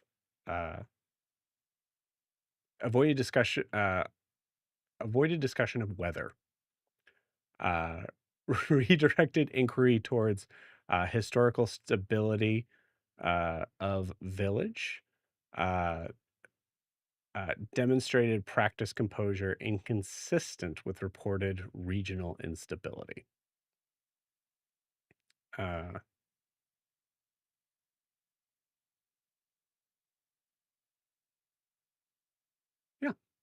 I'd say, like, looking through that, nothing is surprising, I would say to you, except for a couple things of possibly one, uh, the person is marked as Valetian, surname withheld by the subject. At a certain point in time, Valetian Venrona did not want to be known as Valetian Venrona. However, it is marked that it was that the village that he was in was most likely Venrona. Uh, agreed to observation, but only during the day, and it was because of uh, uh, what seems to have been strange, what is notated in quotations as transformations, which I would say, like, reading further into the examination, hinted more at the conceptual idea of like possible druidic like manifestations. Mhm. But you know for sure what it was. Can I go back to the Alander Hemlock's Yes, you can. entry, and I want to compare where it says the skin temp is elevated for Volition but cold for Alander, and just kind of Yes. note the differences in my notebook. Yes. For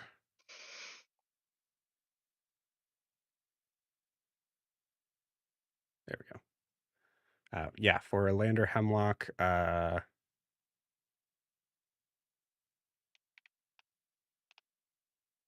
yeah, peripheral temperature consistently cool, extremities notably colder than core. As I read that, I go over and I just touch Milo's arm. Does he feel hot? He does. Okay. And I, without saying anything, I just say, interesting.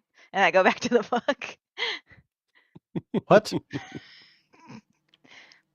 I just wanted to know if a theory I'm working with is correct.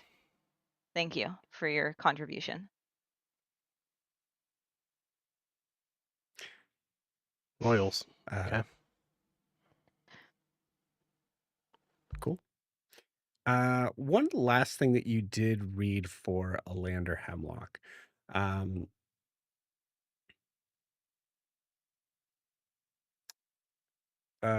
Is it's funny actually. It does kind of correlate with that. It says the subject throughout the during the procedure, the subject did mention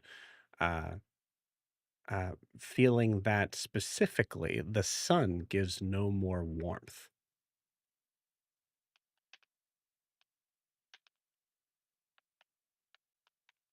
I just Okay. realized the music has been playing. My bad.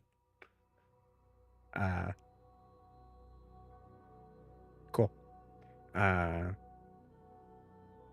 Environmental notes. Eisenheim Foundations recently laid stonework unsettled, persistent fog recorded throughout the district during week of examination. This seems to have been maybe close to about 100 years ago, given the marks of residency. Residence. Eisenheim Lower Stone Quarter doesn't ring any bells at all, and given that other sort of thing of like it looks like they were building or adding to Eisenheim when this was recorded. Okay.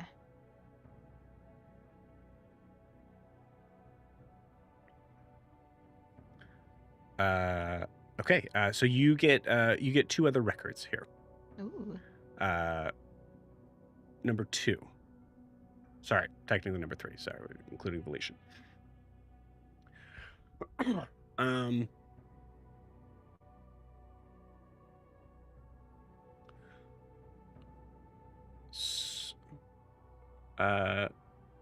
Source, Saint Relias. Saint Relias. Recorder, Sister Leora, lay physician. Entry classification, rejected observation. Name, unrecorded. Species, human.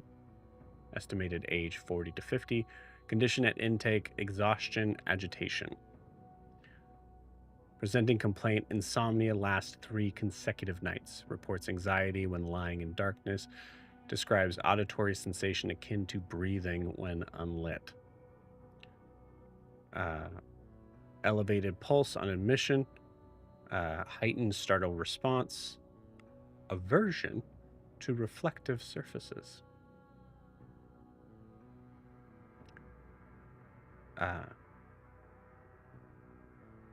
Initial bloodletting at admission, appearance within expected parameters. Second bloodletting performed at dawn following continued insomnia. Blood darker in color, with mild thickening. Patient displayed marked calming response following following transfusion administered to a nearby patient. Observation recorded without interpretation.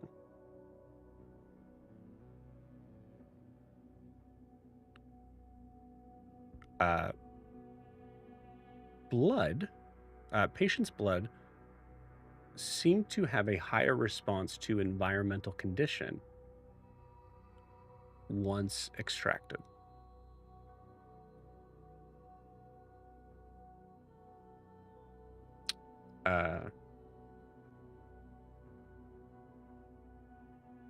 Symptoms attributed to exhaustion, anxiety, and spiritual distress. Hypothesis dismissed for lack of mechanism. And you see a stamp at the bottom of it that says rejected, speculative, removed from instructional circulation.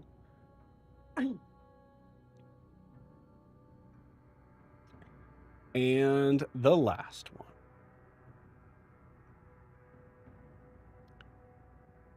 Patient name, Marion Griften. Source, Civic Infirmary, Intake Annex. Recorder, Nurse Attendant, Elise Rourke. Entry classification, Acute Behavioral Disturbance. Patient name, Marion Griften. Species, human. Age, 20. Date, time, midday, clear weather. Reason for intake. Subject arrived without visible injury, exhibited visible distress and disorientation, observed findings, pupils dilated beyond expected response to interior lighting, skin temperature cool despite warm environment. Pulse elevated on arrival, followed by abrupt deceleration during questioning. No signs of intoxication or physical trauma. Incident description. During attempted calming contact, subject seized recorder by collar with force exceeding expected capacity for stature.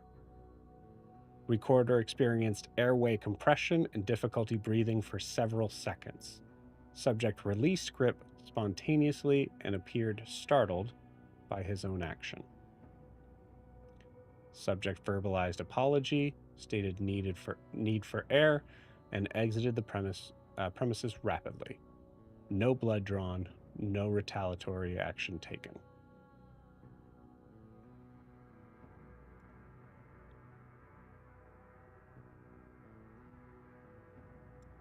That's it. So Marion was a man? Marion is a human male. Okay.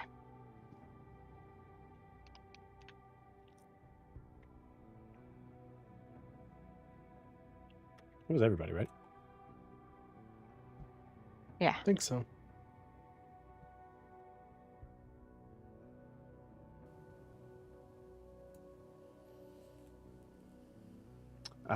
So I think with Raylor kind of reading this out to you, Milo, probably like a hushed tone, enough to, not bother everybody else.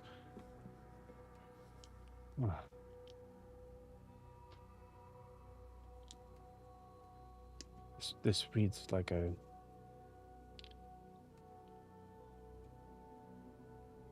This reads like a story. Like a tale, but it's missing the most important part. There's no ending. It's not. Yep. Well.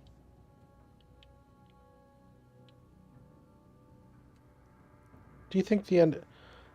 Milo's going to go on a rant about the most important part of a narrative. Yeah, I don't. But they were talking about the sun shone black and a world of gray. You say that out loud? Yeah. Yeah.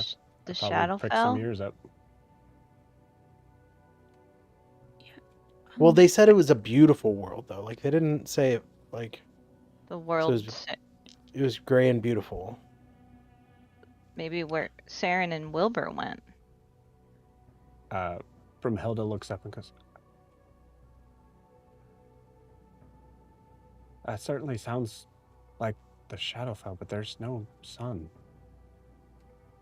Not when I was there.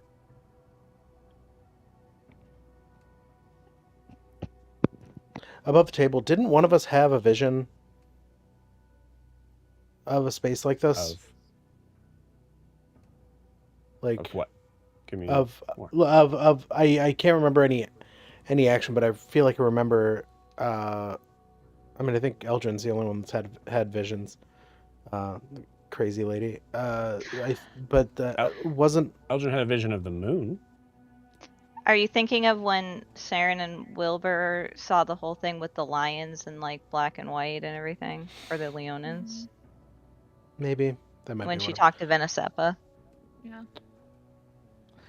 Maybe for whatever reason I was thinking I remembered somebody having a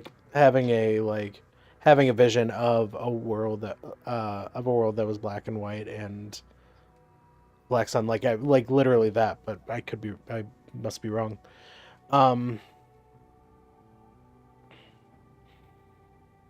No, I don't get the impression.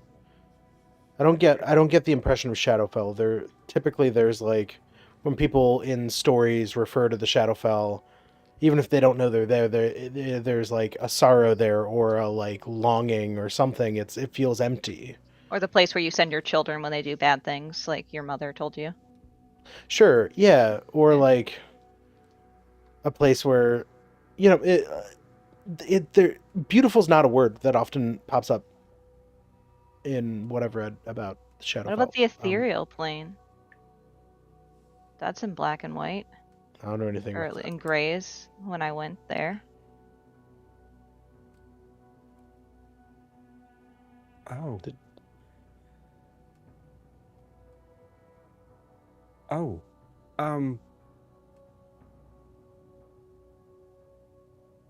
Actually, before I say anything, Saren, do you say anything along the lines of this?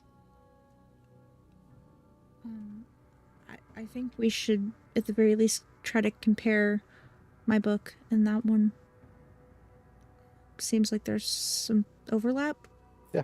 What's what the you got? comparison? Well, there's the person in this is calling themselves the true Calrusian and saying that they chose to live in the night. Which, Oh.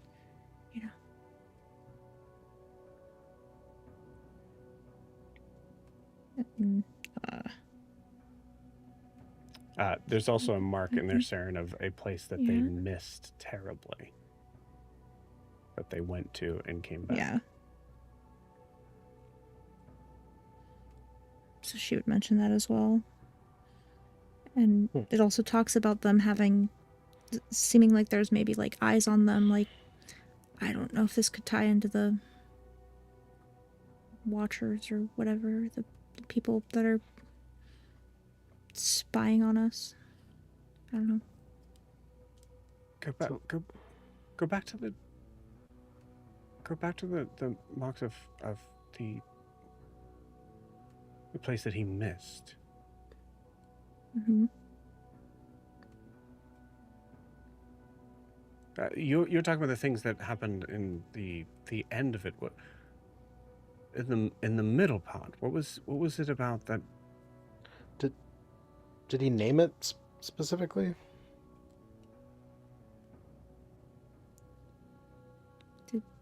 Kayla, you could say like I don't remember. That's fine. I don't remember. Okay. Like looking back through it, you had Lunar Obscure, yeah.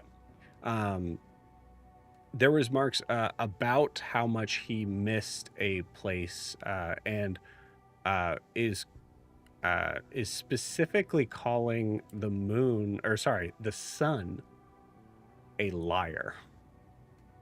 Like the mark of like the moon considers the sun as a facade. Hmm. Does that ring anything with Eldrin with the like mark that or the symbol that Seed has? Or no? Oh yeah. What is the symbol that Seed has?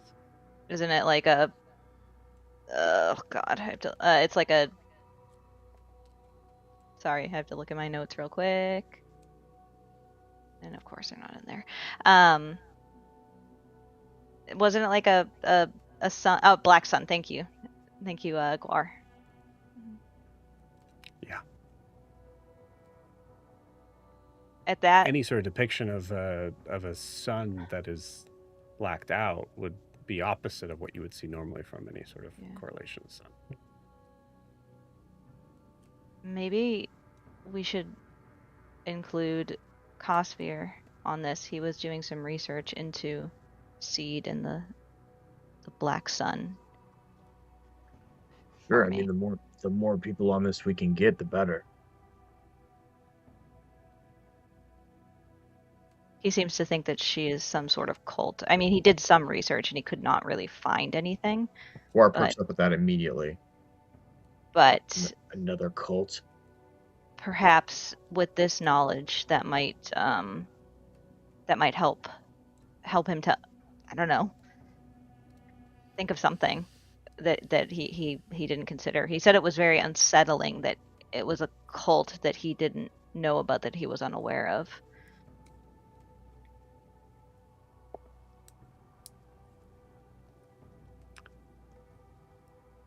But I'm gonna give you something here because you're collecting something here that's close. Looking at the statements that are in the Hermographia, there's a lot of markings that are all, but like one, these are all from different recordings in different areas. And there's nothing that really connects them all except for one thing. Every recording was trying to draw blood.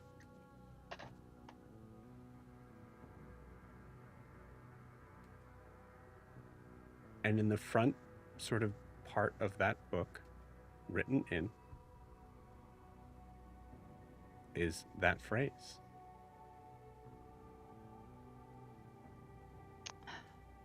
Power is born. Magic is born from the blood.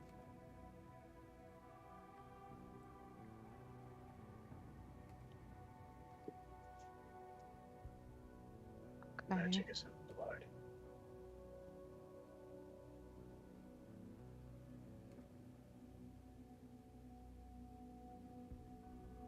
There has to be a connection. Just don't know what.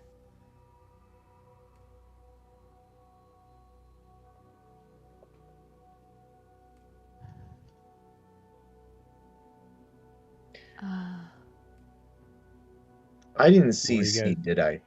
Say the more you guys talk it out, the easier you might get to the conclusion. Yeah, I didn't see seed, did I? You didn't. No, it I was don't just think so. me. Because like would I recognize the insignia of Tal's cult? Imagine. Black Sun is not any sort of correlation to anything you know about from Tall's Okay. cult Okay. that you know of. Right. Does any of the, I mean, I guess you would have told us. Does any of the books mention the Salamance? No? Good Okay. question. Sorry, I'm trying to get to my notes about seed. But obviously that phrase, Right. is Mhm. triggering.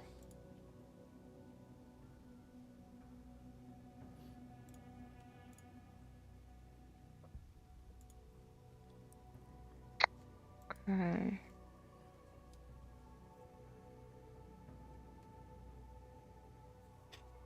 I mean, what's interesting is they were taking blood from people. What were they doing with that blood? Well, I don't have them anymore, but I had jars of blood from a place that was taking blood Yes. from my uncle at some point. And So it's they're going to at least Brunte. Like they're not doing this to. Doesn't seem like they're doing this to, people who are well off or will be often missed.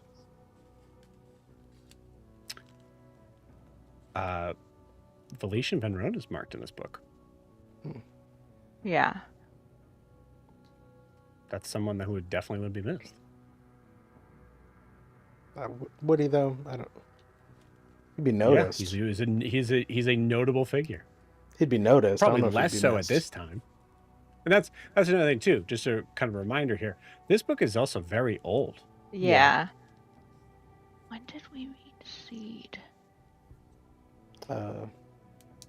Yesterday in game. Would have Shut up. been.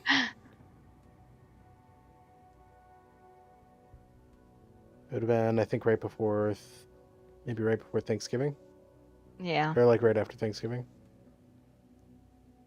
Okay. I'm finding some info. Hold on. Wilbur, what are you up to?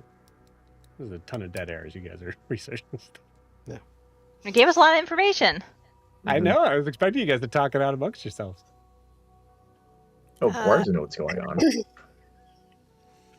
I think Wilbur probably found just like a notepad and is just jotting down some notes and trying to draw lines to connect things, but they just don't make any sense. Milo mentioned that Wilbur, you were there. Milo, do you give the specifics of what you remember in the idea of Wilbur being there? Yeah, I would. The snippets that you gave me, I would. Okay, cool. So Wilbur, something about a porch or a deck? A porch Something or a deck? and you were with Milo, and There was a loose nail on the way in. Yep, that would be a very specific, like kind of Milo sort of moment. Yeah, how you but Milo remember would get caught up on that and yeah, specifically but name it. one of the other things too that I think Milo you mentioned is like there was extremely high tension in the room. Yeah.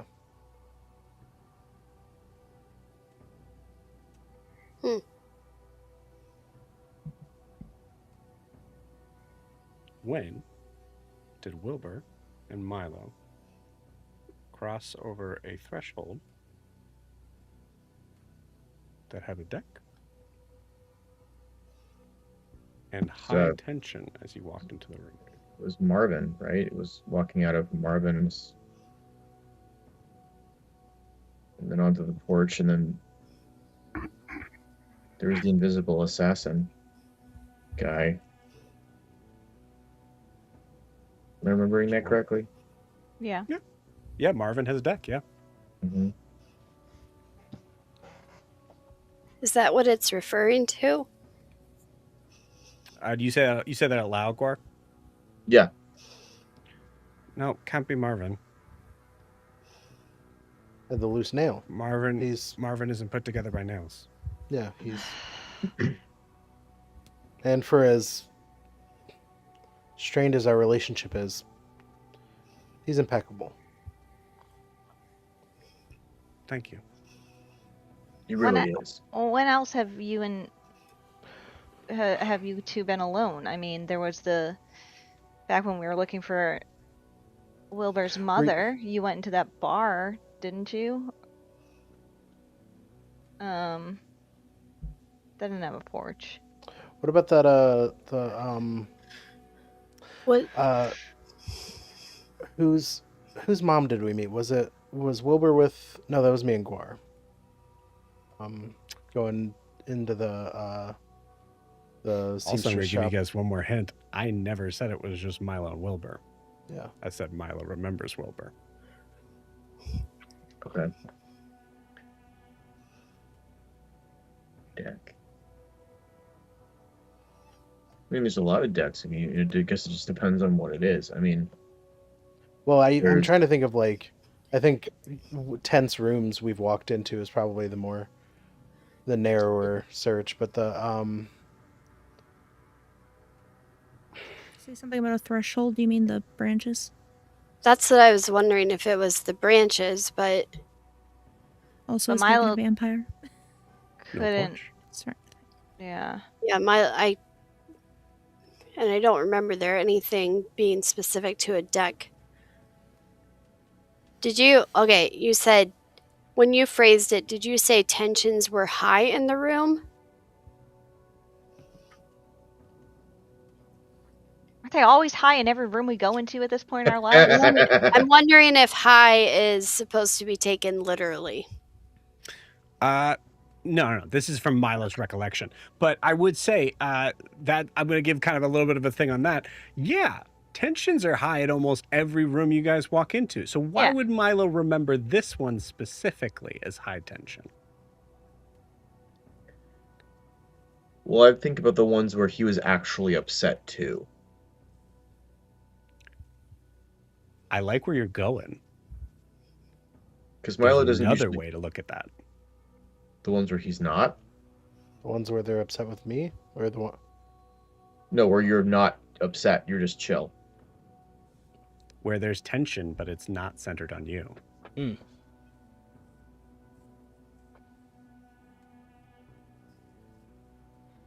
Well, that's a lot of them. The family? I was gonna say the family too. Hmm. When Aesop was there. But no, because Wilbur wasn't there when Aesop was there. Mm-mm. You guys want one more hint? Yeah. Yeah. I feel so Okay. stupid. You're Don't not. feel stupid. Yeah, don't feel stupid. That's not the point. Where are you? And I'm so sorry. And I don't know. On a ship. We're in Griften. on a ship. We're on a ship in The Griften. deck of a ship. You're in Griften. Okay.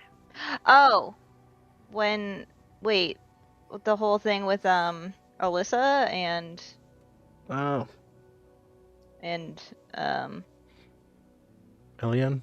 Elian, and yeah. her bringing down the whole house. Half the house blew up. As that's mentioned, Milo, you remember meeting two figures, one of which was very sweet and kind. And if I recall, I believe Milo was actually somewhat attracted to this man. And Probably. then Probably. And then this there was this woman, rude, angry, judgmental, angry about something about Eliane in general. Tensions were very high, So her which forced you parents? I to was gonna say her parents. look around, to look in another direction.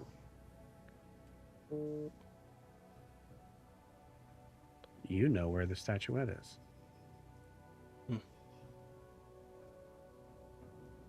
Yeah, it's at the Was this in the church, right? No. Not where Mother Idris was. You didn't meet Alora in the church. You met Alora at their house. At their house, yeah. Yeah. Everybody, shut up! It's at Eliane and all their what's their nuts' house. We gotta go Alora there. McCall. I'll give it to you. Yeah. Laura McCall. Well, wasn't their house destroyed Yeah, literally the a house month got ago? destroyed. Okay, we think gotta go to half the of it got- rubble. I think only half No. of it got destroyed. No, Only it didn't half get of it got destroyed. destroyed. Yeah, let's go the other half. I mean, Do you remember that? okay. I want to be so for real with all of you. Not a bell ringing in my brain right now, but Yeah, it's okay. I'm here for it. I mean, this happened Something. That was 5 like, years what? ago. Yeah, 3-4 years ago. Like, Almost, yeah. forever. Hey, you In the some of you beginning. guys have surprised the crap out of me of what you guys remember. So this one was a kind of like a let's see. I was happy I remembered town. Ilian. Second town. I mean, didn't you Yeah. guys just see her parents? Were they on their way back to Griften? Yeah, they were dicks this time too. We didn't really ask them. We were just trying to get them away from the ship. Okay. They didn't come from Griften. Yeah, they came from Not Griften. Eisenheim, right? Because they had the They had the guard they with had them. the Eisenheim Navy. Right. With Yeah. So maybe they're not home. Well, I mean, would you want to stay there? Well, no, both their children are missing, although they didn't seem to care about one of them. And also, can you think about the breeze? Yeah. Didn't you get something from Lady Lavelia that where you can like kind of go wherever you want because you're doing something for her? Yeah, let me find it real quick. Let me see what it says. Well, you also already gave her. I went with you. You gave the guards the curtains. Do you need to install them? Hang on. Let him search through his stuff. Says all access badge for Milo. Oh. So yeah, I think I got it. Yeah. Okay, so I mean, That's from like 5 years ago too.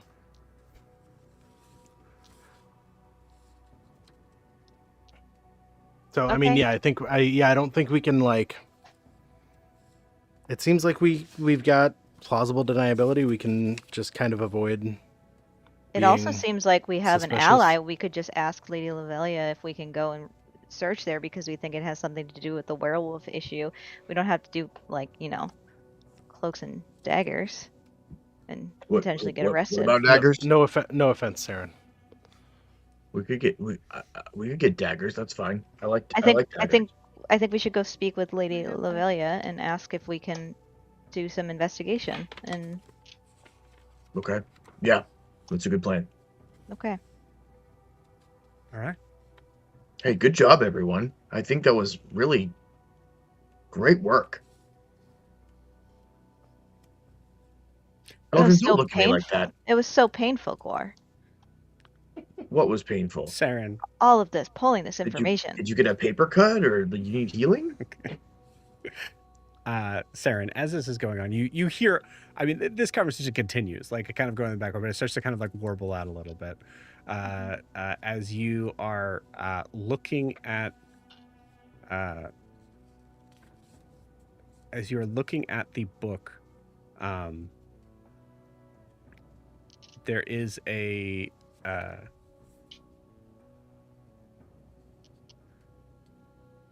knowing what it is now, or what it possibly is now. There is a space in that sort of like mathematical equation thing at the beginning, or in the middle, excuse me, where you notice that circular,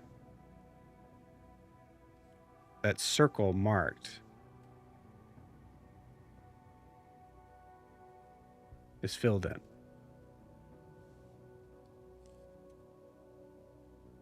And as you stare at it,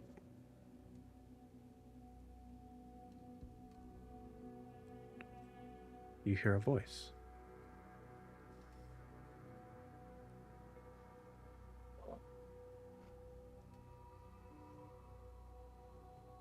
Are you joining